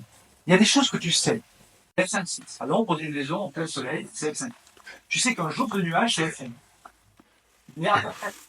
D'accord? Mais là, il était à l'ombre, mais on se le remet parce qu'on ne s'en laisse pas. Ah, voilà. C'est ce que je veux dire. En plus, je suis grand, mais moi, j'ai besoin de ça. C'est bloqué. Alors, donc il y a des choses, tu sais, mais là, il était à l'ombre de son stand. Je ne sais pas, l'ombre de son stand, s'il n'y avait pas un peu de lumière qui passe. Donc, pour être précis, je n'avais pas trop de choix. Après, il y a des choses que tu sais à peu près. Tu sais à peu près, mais comme je t'ai dit, il y a la mesure, et puis après, il y a des petits calculs de mesure à plus d'un 33. Donc, si tu te trompes un peu sur ça, et que tu te trompes ensuite sur ton petit calcul, ça fait beaucoup d'erreurs, et à la fin, ta photo, elle est soit trop sombre, soit trop sombre. Voilà. Et puis, autant les musiciens ont l'oreille absolue, certains musiciens ont l'oreille absolue, mais il n'existe pas d'œil absolu. Aucun homme, aucun être humain sur cette terre n'est capable, avec son œil, de dire il y a tel éclairement. Tandis qu'il y a des grands musiciens qui sont capables de se dire tiens, ça c'est un fa de LED. Alors, on continue. Et donc, c'est ce que je vous ai expliqué tout à l'heure. C'est que lorsqu'on n'a pas de posemètre indépendant, eh bien, on va mesurer la lumière à distance, en mesurant avec son spotmètre. Mon spotmètre, c'est un appareil photo réglé en mesure spot, ou bien un spotmètre indépendant. Vous mesurez un point dont vous connaissez la réflectance. Je vous ai dit que le ciel, c'était plus 2, par exemple, lorsque vous avez le soleil dans le dos. Eh bien, vous mesurez le ciel, vous avez la mesure. Faites-le dans les jours qui viennent, donc voir que ça marche. Vous mesurez le ciel, vous mettez le soleil dans le dos, vous avez une valeur, vous enlevez les 2 liens, et ça sera la bonne mesure. Et après, vous enlevez encore 1,3, comme je vous l'ai dit, pour que ce soit encore plus éclairant. Et vous allez vous rendre compte que lorsque vous allez développer votre photo en courbe linéaire, votre ciel va être magnifique. Allez, donc tout à l'heure, je vous ai parlé de déformation. Et on vous a dit, non, la déformation, c'est pas bien. C'est mal. Il ne faut pas déformer. Il faut se mettre loin quand on fait un portrait, il faut se mettre au moins à 2 mètres de l'adversaire. Et non, la déformation, les grosses mains, c'est moche. Pourtant, si vous vous intéressez à l'histoire de l'art, et que vous vous intéressez surtout à l'histoire de l'art de la photo, et des grands portraitistes en photographie, vous voyez que la plupart des très grands portraitistes travaillent en se mettant très près de leur sujet, et travaillent au grand angle. Donc voilà les photos d'un de mes photographes préférés, qui s'appelle Platon, qui est le photographe officiel de Times Magazine. Vous avez peut-être vu les photos de Poutine qu'il avait fait. Alors voilà, voilà, 2 héros photographiés par Platon. Regardez sa main, la main sur la table, elle est gigantesque. On va voir un autre très très grand portraitiste qui est le père de tout le grand portrait d'aujourd'hui, qui est Irving Penn. Je vais regarder la photo qu'il a faite de Truman Capote. Alors Truman Capote, c'est, vous savez, l'auteur d'un livre qui s'appelle 203, qui raconte comment deux jeunes adolescents tuent 203 une petite fille. Qu'est-ce qu'il raconte Truman Capote? Il fait une plongée dans les méandres tortueux et odieux de l'âme humaine. Il montre des monstres. Et bien quand on le photographie, c'est pas le visage réel de Truman Capote, c'est pas ce à quoi il ressemble qui nous intéresse, c'est qui il est à l'intérieur. Un portrait. Allez, on va faire une petite minute rapide là-dessus. Il y a 12 ans, mon papa est mort. Et ses amis, donc il était ingénieur, et ses amis voulaient que dans le journal de son école, il y ait un portrait de lui, une photo de lui. Et j'ai cherché une photo de lui où il se ressemblait. Quand je dis il se ressemblait, c'est pas juste à quoi il ressemblait physiquement. Parce que ce à quoi vous ressemblez physiquement, on s'en fout. Pourquoi on s'en fout? Parce que vous avez tous eu 7 ans et vous n'aviez pas la même tête que celle que vous avez aujourd'hui. Enfin, j'espère. Et donc, malgré tout, à l'âge de 7 ans ou aujourd'hui, vous êtes toujours la même personne. Donc, si je veux faire un portrait de vous, est-ce que je dois montrer la forme de votre visage, la forme de vos yeux, la forme de votre bouche, ou est-ce que je dois essayer de montrer à l'intérieur qui vous y est, de parler de votre âme? Eh bien, quand j'ai cherché un portrait de mon papa, je n'ai pas trouvé les portraits de mon papa dans lequel il y avait son âme. J'ai trouvé des photos où ils se ressemblent, physiquement. Et c'est à partir de ce moment-là que je me suis dit, mais le vrai travail de portraitiste, c'est pas de montrer à quoi vous ressemblez. C'est pas de vous rendre beau, c'est pas de satisfaire à votre coquetterie. La photo que vous allez faire de vous, elle n'est pas pour vous, elle est pour tous les gens qui vont vous suivre, vos enfants, vos petits-enfants, qui vont dire, mais il ressemblait à quoi? Papy, il était un peu gros, mais on s'en fout de ça, c'est pas ça qui compte. Il était comment, papy? Il rigolait, il était sérieux, grondé. Et ça, c'est ça qu'on veut montrer. On veut montrer que on est vraiment dans le gars. Hein. C'est vrai. Bon, bref. Et donc, tout le travail du portraitiste, il est là. Et donc là, dans la photo de Truman Capote, qu'est-ce qu'on voit? Eh bien, on voit l'âme de l'auteur. De la même manière, je vous en montre quelques-uns. On est tous dans les photos prises au grand angle. Voilà, notre grand photographe, Martin Schuller, qui travaillait toujours de très près pour avoir cette déformation de visage. Voilà, Lee Jeffries. Vous devez connaître Lee Jeffries, c'est devenu une star, un peu de la bûche. Lee Jeffries, c'est un garçon adorable. On s'est croisés au festival de Versailles ensemble. On était invités d'honneur tous les deux. Et on a passé une soirée extraordinaire. Voilà, JR. Donc là, je vous montre des grands portraitistes actuels. Mais les grands portraitistes actuels travaillent de très près. La photo que je vous ai montrée au début, celle-là, elle est prise à 20 cm. Voilà. Et c'est parce qu'elle est prise à 20 cm qu'il se passe quelque chose de magique. Si je prends une photo de vous à cette distance, je suis loin, vous êtes loin, nous ne partageons rien. Si je me rapproche à 20 cm de vous, je rentre dans votre zone d'intimité. Et en rentrant dans votre zone d'intimité, il se passe quelque chose. Soit vous allez avoir une réaction de rejet, reculant, vraiment, elle s'en rend pas. Au contraire, ça va vous faire rire, et vous allez être authentique, vous allez être vrai. Mais en fait, c'est ça qu'on cherche en photographie, lorsqu'on fait du portrait. On cherche l'authenticité, la vérité.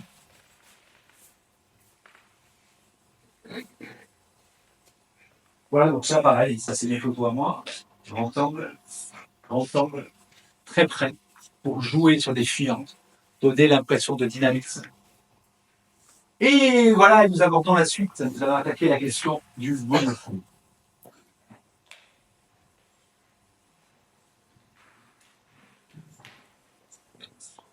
Alors, dans la tête de beaucoup de gens, le monochrome, c'est juste une photo qui est une photo désaturée. Hein? Et on prend une photo et on désature. D'ailleurs, j'ai vu qu'il y avait de la désaturation partielle. Est-ce que la personne qui a fait ça veut se dénoncer? C'est bon. Vous savez que c'est interdit par le traité de Genève. Par la Convention de Genève. La Convention de Genève a dit non, la désaturation partielle est interdite. C'est pas possible.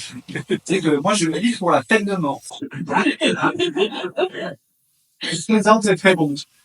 Alors, le monochrome, dans la tête des gens, il suffit de désaturer. C'est-à-dire qu'en gros, on prend une photo, on la met en noir et blanc, et ça fait une photo noir et blanc. Sauf que c'est pas vrai. Une bonne photo noir et blanc, c'est une photo où on a compris une chose essentielle. Vous regardez le monde avec vos yeux qui voient en couleur. Et donc, votre cerveau, votre esprit, votre âme comprend les volumes par la transformation des couleurs en fonction du fait qu'elles sont plus claires ou plus sombres, ce qui va donner des informations sur les volumes, sur le fait que les choses sont rondes, creuses ou bombées, etc. Et donc, dans votre tête, vous vous dites, ben voilà, je fais des photos, je vais la mettre en noir et blanc, et hop, ça fait du noir et blanc. Sauf que vous avez remarqué, il y a des photos qui marchent super bien en noir et blanc, et des photos qui ne marchent pas du tout en noir et blanc. Et de quoi ça vient? Eh bien, ça vient d'un phénomène que je vous expliquerai tout à l'heure, qui est le phénomène de l'échiquier d'Adelson. Alors, là, je vous ai mis deux photos. Vous voyez que la photo couleur, elle fonctionne aussi pas trop mal en noir et blanc. Bon, elle n'est pas Darker Widow, mais elle fonctionne. Là, c'est pareil. Deux photos, elles fonctionnent bien en couleur, elles fonctionnent bien en noir et blanc. Pareil. Pareil.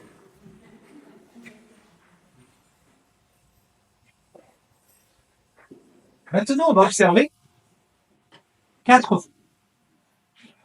En haut à gauche, vous avez une photo couleur transformée en noir et blanc. Et en bas, vous avez une autre photo couleur transformée en noir et blanc. Les deux photos, là, c'est exactement la même lumière qui éclaire le visage du modèle, de face. Une lumière en paramount qui éclaire le visage du modèle. Dans les deux cas. Dans un cas, on a mis un fond blanc derrière. Dans l'autre cas, on a mis un fond noir. Et vous observez que la photo en haut, en noir et blanc, elle ne marche pas très vite. Tandis que la même photo, avec la même lumière, sur un fond noir, elle marche bien. Et que vous avez l'impression que la peau du modèle, elle est plus contrastée, elle est plus riche, avec plus d'informations dedans. Alors que c'est la même lumière, hein, il n'y a pas de changement. Et à quoi ça tient? Mais comment on sait quand est-ce que ça marche et que ça ne marche pas? Eh bien, pourquoi ça fait ça? Ah, attendez. Alors, je vous montre l'expérience de l'échiquier d'Adelson.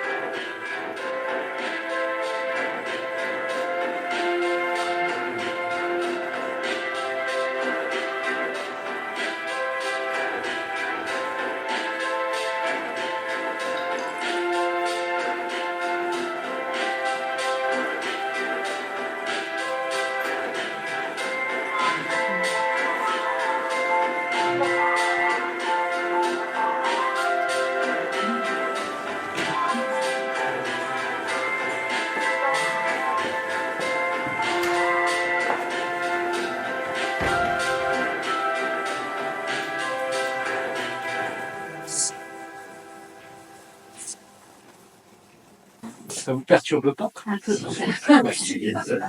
Moi, quand j'ai découvert ça, ça m'a perturbé pendant 6 mois. Parce que si vous comprenez ça, ben en fait, vous comprenez tout ce qui va venir après. Et vous ne pourrez plus jamais rater des photographies en noir et blanc. Ah, pour vous, je dirais, vous êtes en regard de France. Non, après, vous avez de la chance, je vais vous expliquer. Je vous ai expliqué tout à l'heure que vous voyez, vous savez, vous vous rappelez l'angle de vue. Votre angle de vue s'adapte à tout.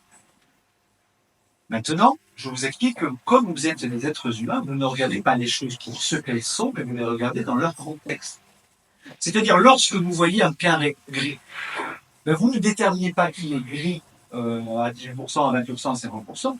Vous déterminez qu'il est plus gris que l'environnement qui est clair ou plus clair que l'environnement qui est gris ou plus sombre. Vous déterminez les choses en fonction de ce qu'il y a autour. Voilà. Là, c'est la même bande de la même couleur, enfin de la même luminance, qui est au centre. Et vous regardez que de l'autre côté, elle est sur un fond noir, et de l'autre côté, elle est sur un fond gris. Et si vous la regardez, vous avez l'impression qu'elle est plus claire d'un côté que de l'autre. Pourquoi? Parce que vous ne regardez pas les choses en fonction de leur couleur réelle, de leur luminance réelle, mais en fonction de ce qu'il y a autour. Et donc, dans ce que vous avez vu dans l'expérience de l'échiquier d'Anson, qui est un trucage en réalité, parce que l'ombre projetée par l'espèce de cylindre vert que vous avez vu, c'est pas une vraie ombre. En réalité, on a assombri le sang pour donner à croire. Et donc, la zone sombre, elle nous paraît plus sombre qu'elle est en réalité. Et donc, lorsqu'on la met sur le côté, elle est plus claire qu'elle est en réalité. Donc, les deux carrés ont exactement la même couleur. Et donc, si vous comprenez ça, vous comprenez que, en fonction de ce que vous voulez montrer, il va falloir que le contraste de luminance entre le sujet que vous voulez mettre en avant et son environnement, mais il faut qu'il soit en faveur. Il faut qu'il soit en faveur du sujet que vous voulez montrer. C'est ce que je vous montrais tout à l'heure. Voilà, je vous montrais la jeune fille sur fond blanc. Et vous voyez que si c'est de la jeune fille dont je veux parler et que je veux mettre en avant, j'ai plutôt intérêt avec cette lumière-là à la mettre sur un fond noir que sur un fond blanc. Là, voilà. Et donc là, je vous fais. Alors là, on peut se dire oui, mais c'est une photo, alors bon, c'est différent. Donc, j'ai fait quoi? J'ai pris le même dessin que j'ai coloré avec la même couleur, avec Photoshop, et je l'ai mis devant un fond blanc, en gris, pendant. Vous voyez que c'est évident. Et une fois que vous avez compris ce truc évident, vous voyez que c'est pas une histoire d'interprétation, c'est une histoire de... Les choses vont paraître plus claires ou plus sombres en fonction de leur environnement. Voilà. Et, ah oui. Alors ça, vous avez vu, j'ai mis un dessin avec une nana blonde. Après, je fais la même chose, je mets des cheveux noirs. Mais vous avez l'impression que la blonde, elle est plus claire que la noire. Enfin, celle aux cheveux noirs. Pourtant, c'est le même gris, je vous assure. C'est la même couleur avec la pipette.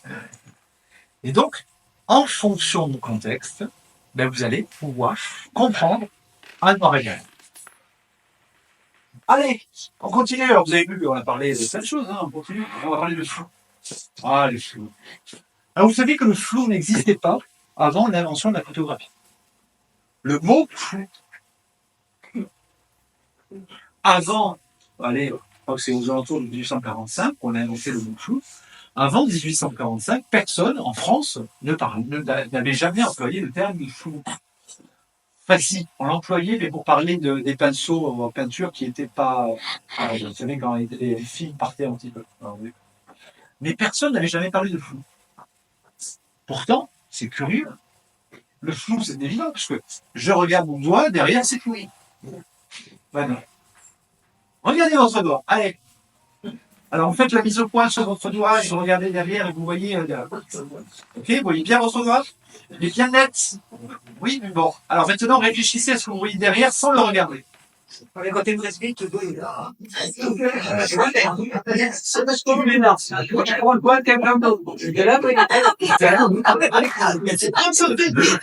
Alors, allez, presbyte, entraînez. Alors, si vous regardez votre doigt, bon, votre doigt est net puisque vous le regardez. Derrière, c'est pas flou. C'est pas flou. Le flou n'existe qu'en photographie. Le flou a été inventé par la photographie. Il ne peut exister le flou qu'en photographie. Parce qu'il n'y a rien dans le monde que vous le regardiez qui ne soit net quand vous le regardez. Et que ce que vous ne regardez pas, vous ne le voyez pas. C'est con, hein. Et donc, on va parler de flou. Ouais. Alors, Et on va parler de flou parce que je sais que, alors, tout à l'heure, je vous ai parlé de la surexposition, je sais que ça vous panique. Et donc maintenant, on va parler de flou. Et je sais que c'est un autre des éléments de panique chez les gens, le photographe, c'est le flou de bouger. Voilà. Quelle horreur! Vous savez que parmi les plus grands photographes actuels, il y en a qui ne travaillent que sur le flou de bouger. Et que ça peut être magnifique. Mais le flou de budget, ça n'est pas un problème. Dès l'instant où on comprend comment on l'obtient et comment on ne l'obtient pas. C'est la même chose que ce que je vous expliquais tout à l'heure sur le lens flare. Vous savez, j'avais montré une photo que j'ai croire que c'était la Golden Hour. Elle m'a mis un flash qui éclairait l'objectif pour faire du lens flare. Et donc, ben voilà, si on peut en faire, il faut savoir comment faire. Mais pareil, pour obtenir du flou. Alors là, c'est une photo que j'ai prise au centre-ville de Montpellier un samedi et c'était le jour des soldes. Il est 14 ans. Il n'y a pas un chat. Alors personne. Il n'y a que mon neveu. En fait, il y avait plein de gens. Et justement, je les voulais pas, moi. Je voulais une rue vide. Comment j'ai fait? J'ai mis mon appareil photo sur trépied, j'ai mis un temps de pause très long. C'est combien c'était 4 secondes. J'ai mis un filtre AD. Et ici, on fait ça, mon modèle, il est tout noir. Parce qu'il est à contre-jour. On veut bien que le soleil est là. Comment ça? Il vient d'envoyer des coups de flash.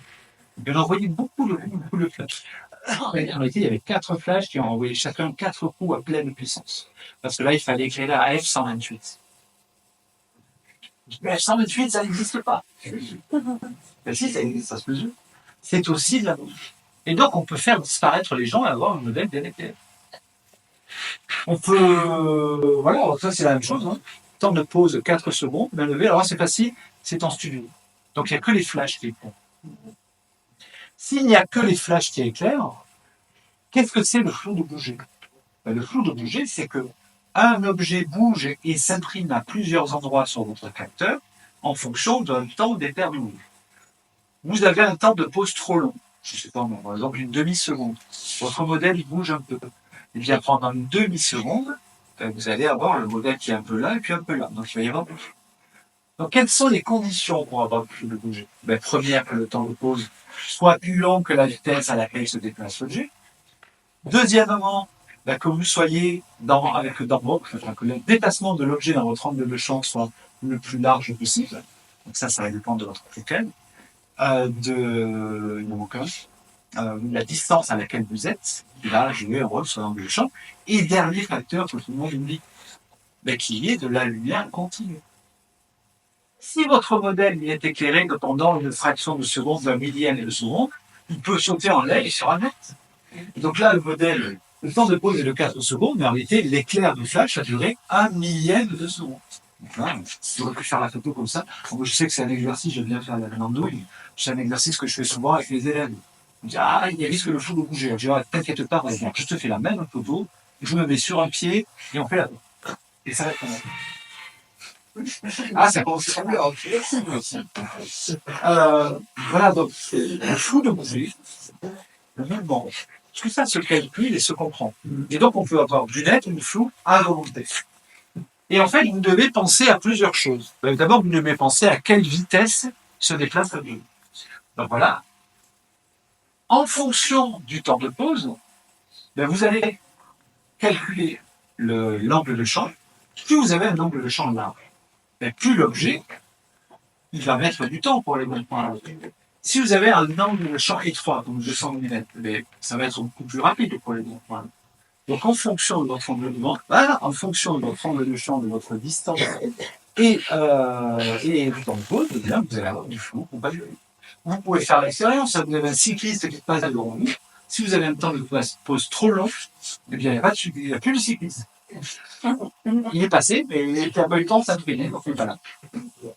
Ou au contraire, vous pouvez faire un temps de pause très très court qui fait que le cycliste il va être tellement net qu'on va avoir l'impression qu'il est à l'arrêt.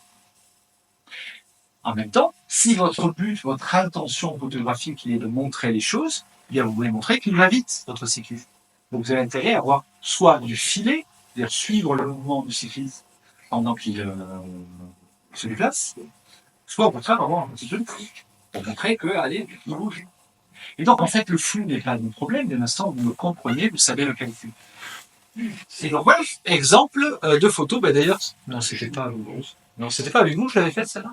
Si? Ça, c'est l'année dernière, ça. Ouais. Voilà, donc nous avons... donc là, c'est photo du studio, il y a un rond-point où j'amène les élèves et on fait des photos de voitures. Et voilà, donc là, on est fait au millième de seconde. Voilà, une voiture qui va environ 50 km. Donc on suit le mouvement de la voiture, la voiture est nette, et son environnement est fou. Ça, vous connaissez, c'est défilé. Elle n'a pas de défaut, cette photo. Hein? Ah oui, l'horizon, il penche un peu. Mais c'est pas l'horizon, alors. Là, l'horizon, c'est la route. J'aurais recul. Exactement, mais heureusement que là, vous avez Taro, c'est pas. Taro, elle sait parce qu'elle gère mon entreprise. Et oui, elle recule, cette voiture. En vrai, elle avance, hein, bien sûr. Mais dans ma photo, elle recule. Si je veux qu'elle avance, il faut qu'elle aille dans ce sens-là. Ben, même si dans la vraie vie, là, la voiture, on est sur un rond-point. Donc, elle tourne dans ce sens-là. Parce qu'on est en France, et qu'en France, on tourne dans ce sens-là, le rond-point. Donc là, je ne peux pas la voir dans l'autre sens.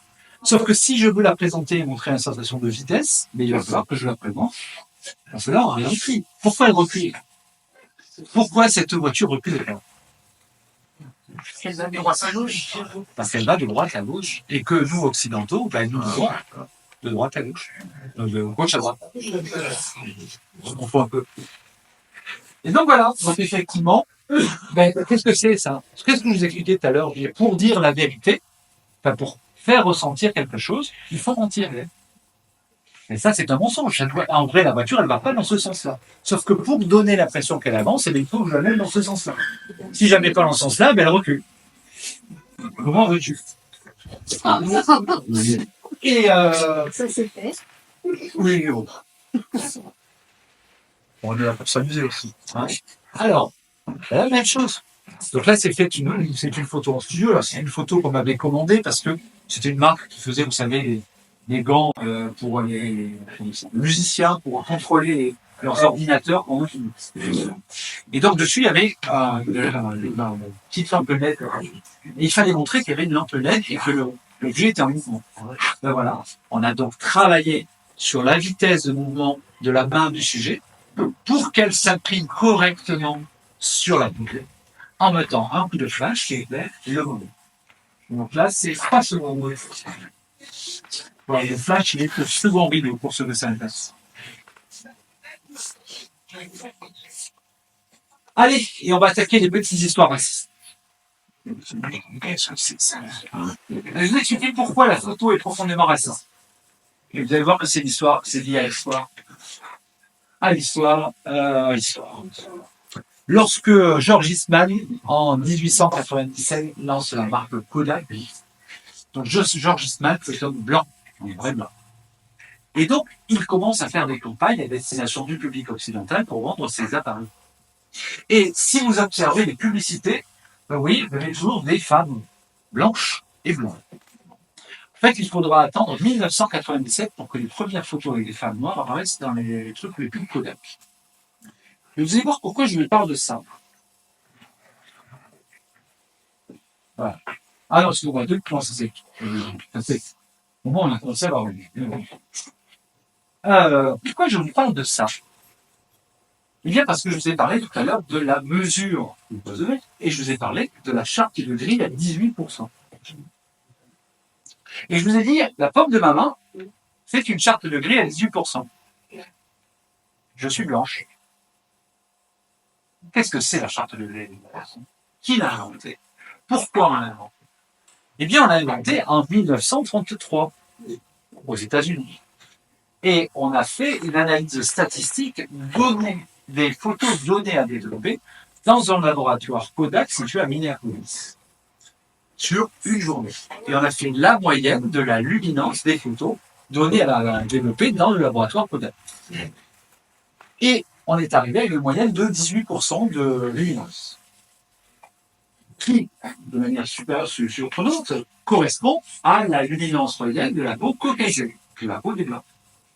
Pourquoi? Eh bien parce que qui, dans les années 30, faisait des photos aux États-Unis, surtout dans la partie sud des États-Unis, où il y avait encore la ségrégation raciale? Des Blancs. Qui est-ce qui avait les moyens de se payer le développement? Des Blancs. Et il photographie quoi? Mais d'autres valeurs. Donc, la charte de grille à 18%, elle a été faite par des blancs, pour des blancs. Donc, c'est raciste. Et pourquoi? Et comment ça s'est mis en place? Eh bien, par les photos que je vous ai montrées en disant, il a fallu attendre presque un siècle pour que des photos de noirs apparaissent sur les téléphone. Pourquoi je vous parle de ça? Eh bien, parce qu'en fait, souvent, vous savez, c'est le principe de l'ethnocentrisme. C'est-à-dire que, on vit en fonction des gens qu'on connaît, des gens qui nous entourent, et si vous vivez, je sais pas, dans un petit village de gare, comme tout le monde, par exemple, eh bien, vous ne pensez pas à ça. Et puis un jour, vous vous retrouvez dans une situation où vous devez photographier une personne noire. Alors, donc voilà. Donc ça, c'est le pire exemple que je pouvais mettre. C'est un des pires films de l'histoire américaine. Il s'appelle Naissance d'une nation de Griffith et qui parle de plein de choses, et notamment de l'esclavage. Et si vous regardez la peau des Noirs, regardez, ils sont éclairés en lumière hyper dure. Hyper dure. Parce que c'est une lumière qui va super bien au blanc. Mais il faut attendre au cinéma, entre 1995 et 2005, pour que les premiers directeurs de la photographie noire arrivent et commencent à éclairer correctement la peau des Noirs. Et donc, je vous montre donc cette jeune femme qui s'appelle Ava Berkowski, donc qui est la directrice de la photo d'une série où il y a beaucoup de noirs dessus. Et bien, en fait, c'est l'une des premières à avoir expliqué et théorisé comment on devait éclairer la peau des noirs au cinéma. Pourquoi je vous parle de ça? Eh bien, parce qu'en fait, souvent, lorsqu'on a le nez dans le guidon et qu'on réfléchit pas et qu'on ne prend pas du champ, on ne comprend pas tout ce qui se passe. Et donc, moi, on est tous blancs ici, on est tous blancs. Et donc, on se pose pas la question. Et en revanche, les Noirs se posent la question. Mais comment ça se fait qu'on est mal représenté à l'image? Que on apparaît toujours, comme je vous ai montré la photo regardez la peau d'un Noir. Les ombres, on ne les voit pas puisqu'elles se confondent avec la couleur de la peau. Donc le seul moyen de voir le volume de la peau d'un Noir, c'est de ne pas travailler sur les ombres, mais c'est de travailler sur les clartés, sur les brillances. Par ailleurs, il faut avoir des petites notions d'optique pour éclairer correctement une sphère, le visage grosso modo solide. Il faut que la lumière arrive dans un angle qu'on appelle la famille d'angles des sphères de 240 degrés. Donc il faut que la lumière vienne de partout. Et donc si vous voulez éclairer correctement la peau d'une personne noire, il va falloir mettre des grands tissus diffusants qui vont éclairer tout son visage dans tous les axes. Et vous aurez la photo, là elle est éclairée comme ça, vous voyez, sa peau, elle est parfaitement éclairée dans tous les angles. Et ça marche bien. Mais en fait, tout ce que je vous montre, tout ce que j'essaie de vous expliquer, c'est que une bonne compréhension de la lumière, une bonne compréhension de qu'on va s'adapter. On ne photographie pas un noir, on n'éclaire pas de la même manière un noir qu'on éclaire en blanc, pour la raison que je vous ai expliquée, qui n'a rien à voir, qui a simplement à voir avec la couleur de la peau et les ombres, c'est tout. Et donc, on va travailler sur les ombres et les brillances. Et donc, regardez la photo. Je vous ai mis en premier la photo développée en standard. Développée en courbe linéaire, pardon. En courbe linéaire. Elle est très claire. Sauf que pour avoir toutes les nuances que je voulais avoir pour ensuite développer ma photo comme vous l'avez là en bas, eh bien, il fallait qu'elle soit optimisée, donc très claire à la prise de vue. Mais le très clair à la prise de vue, pensez que la photographie, ça n'est pas que la prise de vue. La photographie, c'est la prise de vue plus le développement. Tant que vous n'avez pas développé votre RAW, votre image n'existe pas. Elle n'existe que quand vous l'avez développée. Et donc, pour avoir la plénitude de la dynamique sur la peau de ce jeune homme dans la photo, il fallait que je l'optimise, que je la prenne très claire comme vous l'avez vu, que je la développe en lumière, et qu'ensuite, je l'assombrisse au développement. Et maintenant, nous abordons le sujet qui est le moment le plus rigolo de cette conférence, qui est il y a des règles. Voilà. Non, il ne faut pas déconner. Ton sujet, tu le mets au tiers et c'est bon. C'est quoi la différence entre un bon photographe et un mauvais photographe? Alors, le bon photographe, il met son sujet au tiers, il déclenche et c'est bon. Le mauvais photographe, il met son sujet au tiers, il déclenche, mais c'est pas pareil.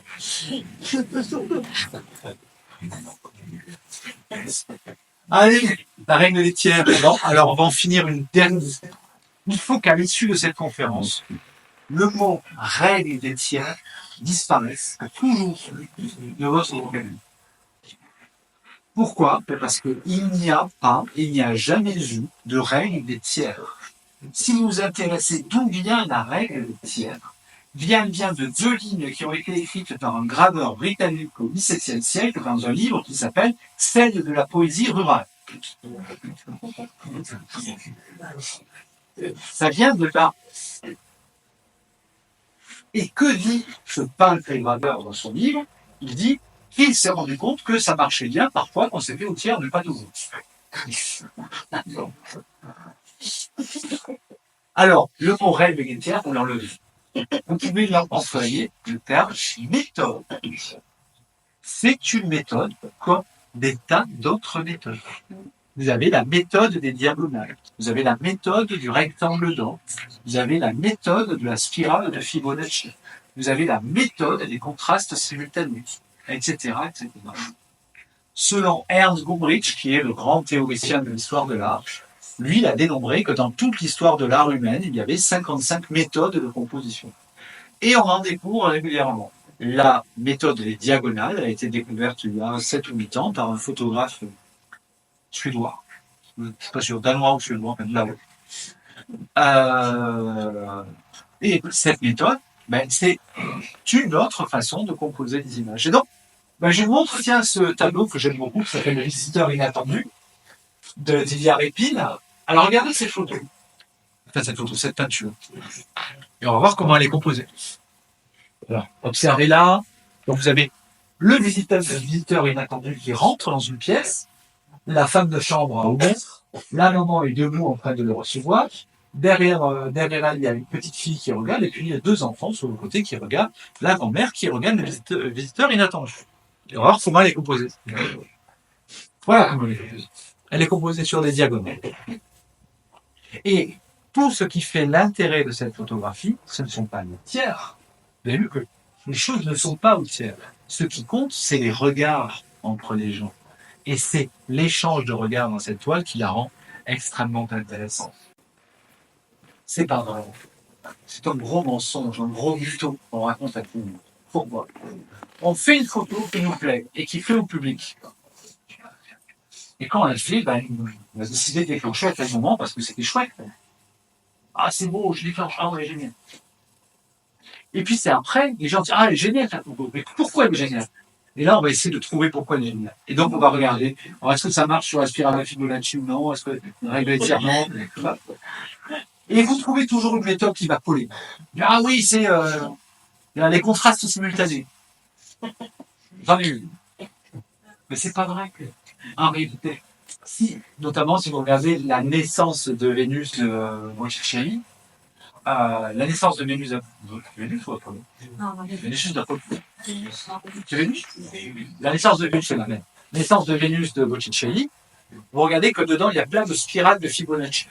Dans le coquillage, dans des espèces de petits anges qui soufflent, il y a des spirales de Fibonacci par sauf qu'en réalité, quand on lit le texte qu'a écrit le peintre au sujet de son tableau, aucun moment il parle de la spirale de Fibonacci. Lui, il dit qu'il a composé son image en K. Donc, c'est des choses qu'on rajoute après. Donc, les règles de composition, il n'y a pas de règles. Il y a des méthodes, il y a des façons de travailler. Pareil, il est fait de voler. C'est composé comment ça? Non! Ah non! Ah non, c'est pas comme ça. Il y a une perspective là. Les perspectives, oui, il y a une perspective, mais il n'y a pas qu'une perspective. Des lignes. Il a mis tous ces nymphéas sur les lignes. Et voilà, donc si vous voulez vous intéresser à ça, relisez l'excellente histoire de l'art de Gombrich qui va vous expliquer toutes ces méthodes et comment vous allez pouvoir vous en servir. Allez, et puis il y a aussi, en réalité, c'est de la photographie. La photographie, c'est magique parce que, d'abord, ça ne dure que pendant le temps pendant lequel l'obturateur respire. Ce qui s'est passé avant, ce qui s'est passé après, ça n'y est pas. Deuxièmement, ça ne montre que l'angle de champ qu'on veut montrer. Il peut y avoir, vous avez sans doute vu des photos comme ça, on fait un endroit paradisiaque avec des paniers, la mer et tout, puis à côté il y a un dépôt d'ordures, à l'autre côté il y a un dépôt d'ordures. Mais dans l'angle de champ, il n'y a que cette barre de belle. Mais donc on ne peut montrer que ce qu'on veut quand on veut pendant une durée très courte. Et ça peut être la durée de l'éclair d'un flash qui dure un millième de seconde. Donc, on peut faire tout ce qu'on veut. Et donc, après, bon, moi, je vais vous montrer quelques méthodes. Donc voilà, donc le pain qui vole, ça n'existe pas. Ça n'est jamais. En fait, on peut faire voler des pains. Il suffit de les mettre sur des plaques de verre et de faire la photo à travers la plaque de verre. Et votre pain, il vole. Évidemment, il ne suffit pas de mettre le pain sur la plaque. Il faut mettre le pain sur la plaque, mettre un objet blanc dessous pour que la lampe se porte dessus, et mettre une source de lumière à une distance suffisante pour que l'ombre portée soit visible. Si elle est trop loin ou trop large, vous n'aurez pas d'ombre portée, vous aurez quelque chose de très bien. Et donc, en fait, tout ça, c'est de l'optique. Et donc, ça nécessite de bien comprendre l'optique. Alors, je ne sais pas si vous fréquentez Internet et les réseaux complotistes, mais certains prétendent que nous ne sommes jamais allés sur la Lune. Et pour affirmer ça, ils présentent par exemple cette photo. Cette photo où on voit que l'ombre du LEM sur la Lune ne va pas dans la même direction que l'ombre des petits cailloux qui sont entre nous. Et les complotistes disent oui, vous voyez bien que cette photo est truquée. Est-ce que quelqu'un peut m'expliquer pourquoi l'ombre elle va pas dans le même sens? Hein? C'est la lune. Ah bon. C'est pas le si, c'est la même chose. La source, c'est la même. Le soleil et la lune. La source c'est la même. Oui, la source c'est la même, c'est le soleil. Voilà. C'est pas qui a dit les La flashs. terre et la taille lune. de la Ouais. fusée. Non, là, personne n'a mis des flashs sur la tête. C'est pas moi. Il y a un flash supplémentaire qui est très... Il n'y a pas de flash. Non, il n'y a pas de flash. La lune et le soleil, tiens. La terre. Ceux qui se reflètent dans la vie non plus. C'est la referture de la terre. La terre et le soleil et la lune, c'est différent.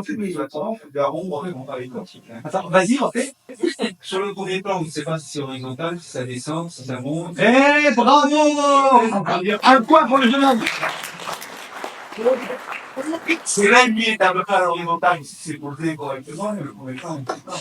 Tout à fait. En fait, vous aurez les ombres parfaitement parallèles si vous êtes sur un plan parfaitement lisse. Là, si vous regardez les ombres des tableaux sur les tables, elles sont toutes identiques parce que les tables sont lisses. Mais là, la surface de la Lune, ben, c'est pas un terrain de football, quoi. Ça monte, ça descend, il y a des creux, il y a des bosses, mais personne n'est allé passer un machin pour égaliser. Et donc, lorsque l'ombre, c'est comme quand vous regardez les dunes de sable dans le désert. Hein? Ben, vous regardez les dunes de sable, vous avez des dunes très hautes et des plus basses, il y a des creux, et les ombres, elles suivent les creux. Et donc là, l'ombre, elle suit le creux particulier dans lequel est le lèvre. Donc voilà, ça ne prouve rien. Qui c'est qui a été payé pour faire ça? Qui c'est qui a été payé pour faire quoi? Ah, c'est un Kubrick pour faire le truc. Mais ça, c'est aussi, c'est un gros mythe.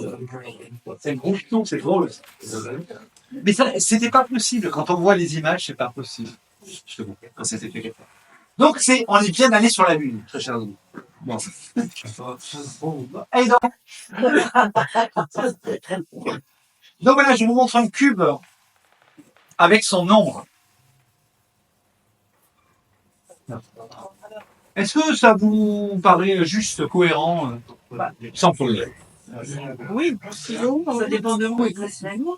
Bah là, j'imagine que la lumière est tirée de l'autre côté. Ouais.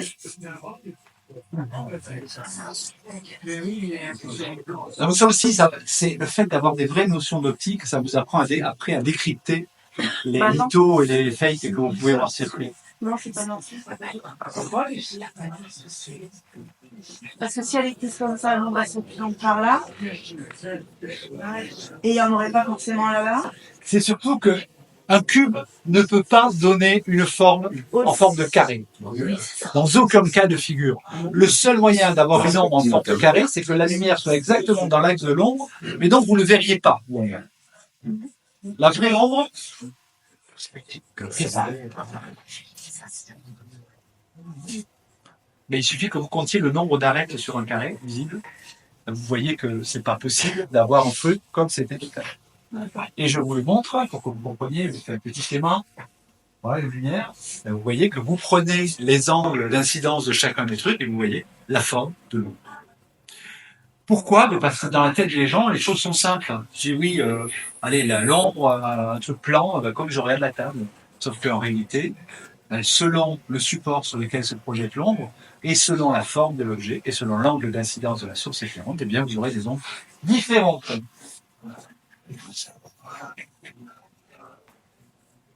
Voilà. Et de la même manière, là, je vous ai fait la photo d'un objectif en vous montrant sur un terrain blanc et sur un terrain non blanc, bien qu'une blanc, oui, la forme de l'ombre n'est pas la même. Et par ailleurs, elle n'a pas la même luminance.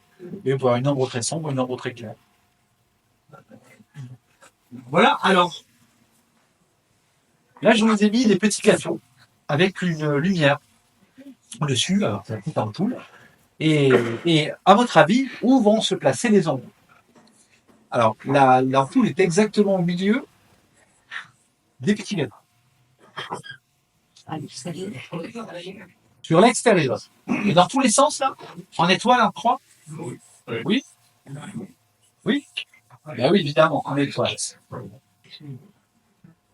Pourquoi je vous montre ça? Eh bien, parce que ça m'arrive très souvent d'aller voir des photos publiées sur Internet où lorsqu'il y a des ombres multiples qui vont dans des directions différentes, les gens disent « Ah, ça se voit que c'est faux !»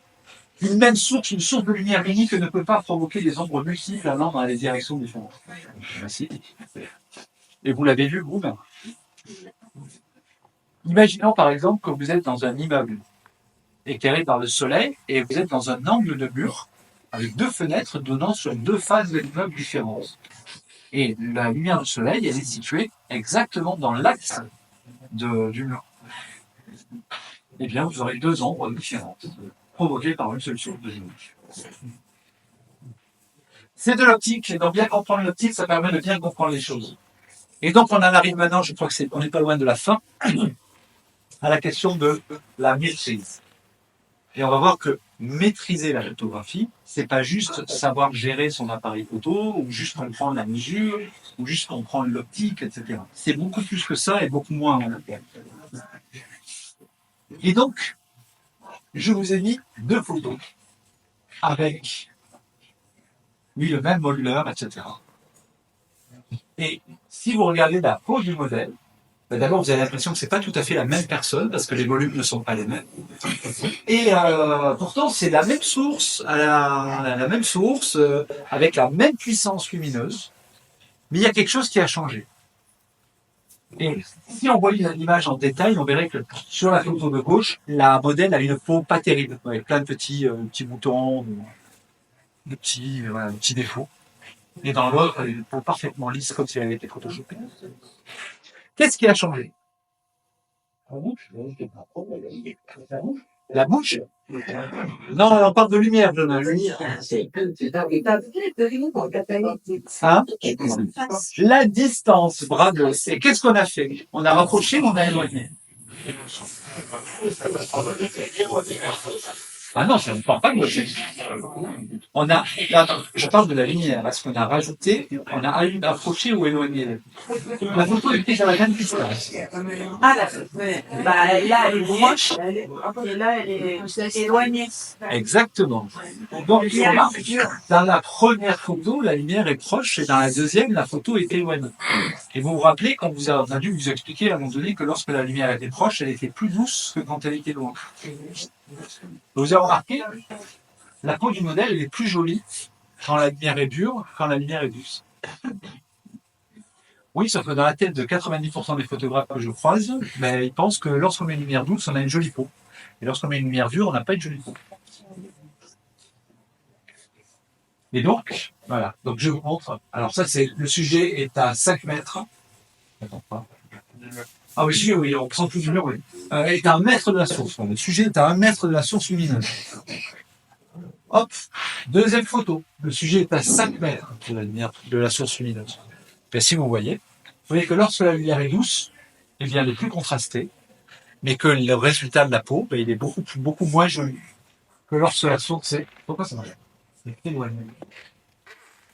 Voilà. Donc c'est juste une histoire de distance. Et en fait, c'est un préjugé de penser que la lumière douce, c'est celle qui va donner les jolies peaux.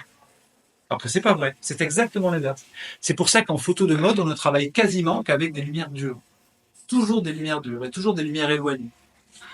Si vous regardez toutes les couvertures de magazines, de mode, Vogue, Cosmo, etc., ben, vous verrez que c'est toujours une lumière dure et toujours très éloignée, justement parce que ça évite de retoucher les peaux. Et on essaie de retoucher le moins possible les peaux avec les mains. Voilà, donc là, je vous montre plusieurs images. Voilà, donc le mètre. Hop, là maintenant, on éloigne le sujet du mur. Regardez ce qui se passe. 3 mètres, 4 mètres. On garde la même lumière sur le modèle chaque fois, 5 mètres. 6 mètres. Et il n'y a pas de 7 mètres.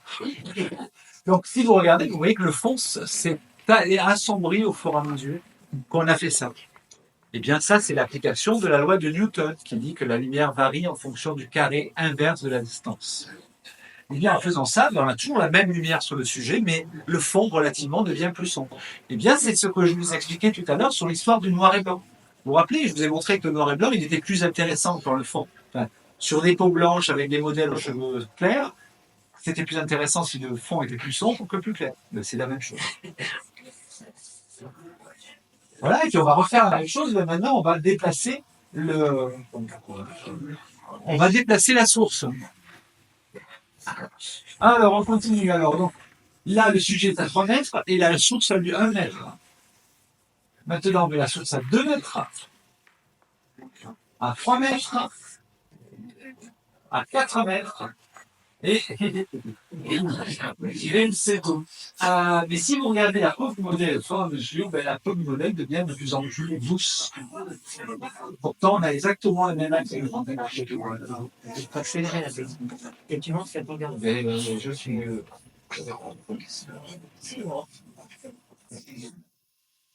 Voilà, et donc c'est la conclusion.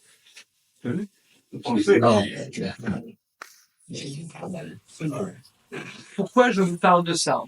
Eh bien, parce que je me suis rendu compte au fil de mes pérégrinations un peu partout en Europe que la plupart des photographes étaient des gens qui subissaient la lumière, des gens qui subissaient leur appareil photo, des gens qui disaient mais je peux pas faire ça parce que j'ai pas tel objectif, j'ai pas tel truc, j'ai pas tel machin, je peux rien faire. Et je me suis rendu compte que la plupart des gens étaient des gens qui subissaient les choses, mais surtout parce qu'on leur avait farci la tête avec une idée préconçue, préjugée surtout. Sur la gestion de la lumière, sur la question du noir et blanc, sur la question du 50 mm qui est le plus proche de la vision humaine, sur la question de toutes les choses que j'ai essayé de démonter pendant la petite conférence que j'ai donnée. Mais si j'avais eu 10 heures de conférence devant vous, je pouvais faire 1 million de trucs à déconstruire parce que la plupart des idées qu'on a en tête quand on se lance de la photographie, c'est que c'est pas de la photographie, c'est de la comptabilité. C'est-à-dire qu'il faut que ça soit bien parallèle et bien équivalent à la fin. C'est-à-dire qu'on ne fait pas un art. Lorsque Vincent Van Gogh décide de peindre des étoiles au sommet de Montmartre de toutes les couleurs qui rayonnent comme des galaxies, eh bien, il fait ce qu'il a envie. Et ce qui lui plaît à lui. C'est ça, être un artiste. Lorsque vous décidez qu'une chose doit être noire ou blanche, lorsque je vous ai montré tout à l'heure en disant est-ce qu'il fait nuit ou est-ce qu'il fait jour, eh bien, j'exerce mon droit d'artiste de dire je veux qu'il fasse nuit ou je veux qu'il fasse jour. Je veux que la lumière soit dure, je veux que la lumière soit douce, je veux que mon modèle ait les perspectives fassent qu'il a des grandes jambes ou pas. C'est ça être photographe. La photographie est un art, donc elle est pleine de liberté. Elle est la porte ouverte vers toutes les envies et tous les désirs que vous pouvez avoir. Mais ça ne fonctionne qu'à une condition, c'est d'avoir de la connaissance, c'est-à-dire de comprendre. Si vous comprenez, comme j'ai essayé de vous l'expliquer rapidement et modestement pendant la petite heure qu'on a passée ensemble, eh bien, vous allez vous rendre compte que des tas de choses que vous pensiez soit impossibles à réaliser, soit ah non, il ne faut pas le faire parce que ça ne se fait pas, les horizons qui penchent, etc., etc. Et vous allez vous rendre compte que vous êtes très libre. Et ça va vous permettre de construire des choses. Donc, par exemple, voilà, je vous montre une petite photo que j'ai réalisée pour une expérience. Donc là, on est en plein soleil, en plein été, en plein midi, il fait très chaud. On est sur le lac du Salamou, dans les Roses. Et j'ai mis mes modèles, sur un fauteuil. Et j'ai dit, mais moi, je veux que le lac du Salamou soit parfaitement lisse. Parce qu'il y avait des petites vaguelettes, et moi, je voulais quelque chose de crédible. Je dis, bon, mais temps de pause, non. Pas de problème. Ça, vous savez faire, vous en avez déjà fait. Temps de pause long, trépied, paf. Donc, comme il y a beaucoup de lumière qui rentre, filtre ND. Paf. Facile. Mais après, j'avais envie que moi, il comprenne le modèle. Sauf que le modèle avec le filtre ND, on voyait rien. Il était flou. Donc, j'ai dit, il faut des flashs. Ah ouais, les flashs, c'est compliqué parce que là, c'était un temps de pause de 4 secondes. Le filtre ND, ça traitait 64. 64, 2, 4, 8, 16, 32, 64. Ça fait perdre 6 diaphes. Ça veut dire que j'étais à F11 moins 6 diaphes. C'est-à-dire que c'est comme si j'avais réglé mon appareil photo à 22, 32, 45, 64, 90, 128. Comme si j'avais réglé mon appareil photo avec une fermeture à F100. Et il faut envoyer un flash. Je dis la puissance d'un flash. Je vous ai dit qu'un flash de 500 joules à 1 mètre, il envoie F45. C'est-à-dire 8 fois plus que le soleil. Et là, on n'est pas à F45, on est à F128. 16 fois, 32 fois, 64 fois. Alors, c'est 64, 68. 128 fois plus fort que le soleil. Il faut centrale nucléaire. Ben non. Il suffit d'avoir ces petits flashs. Et là, j'ai 4 secondes de temps de pause. Et bien, je sais que le temps de rafraîchissement de mes flashs, il est d'1 seconde. Donc, je vais pouvoir envoyer 4 éclairs de chacun de mes flashs. Et j'ai mis donc 4 flashs côte à côte qui ont envoyé chacun 4 éclairs, 4 fois, pendant les 4 secondes. Ce qui fait que mon modèle est éclairé exactement comme je veux.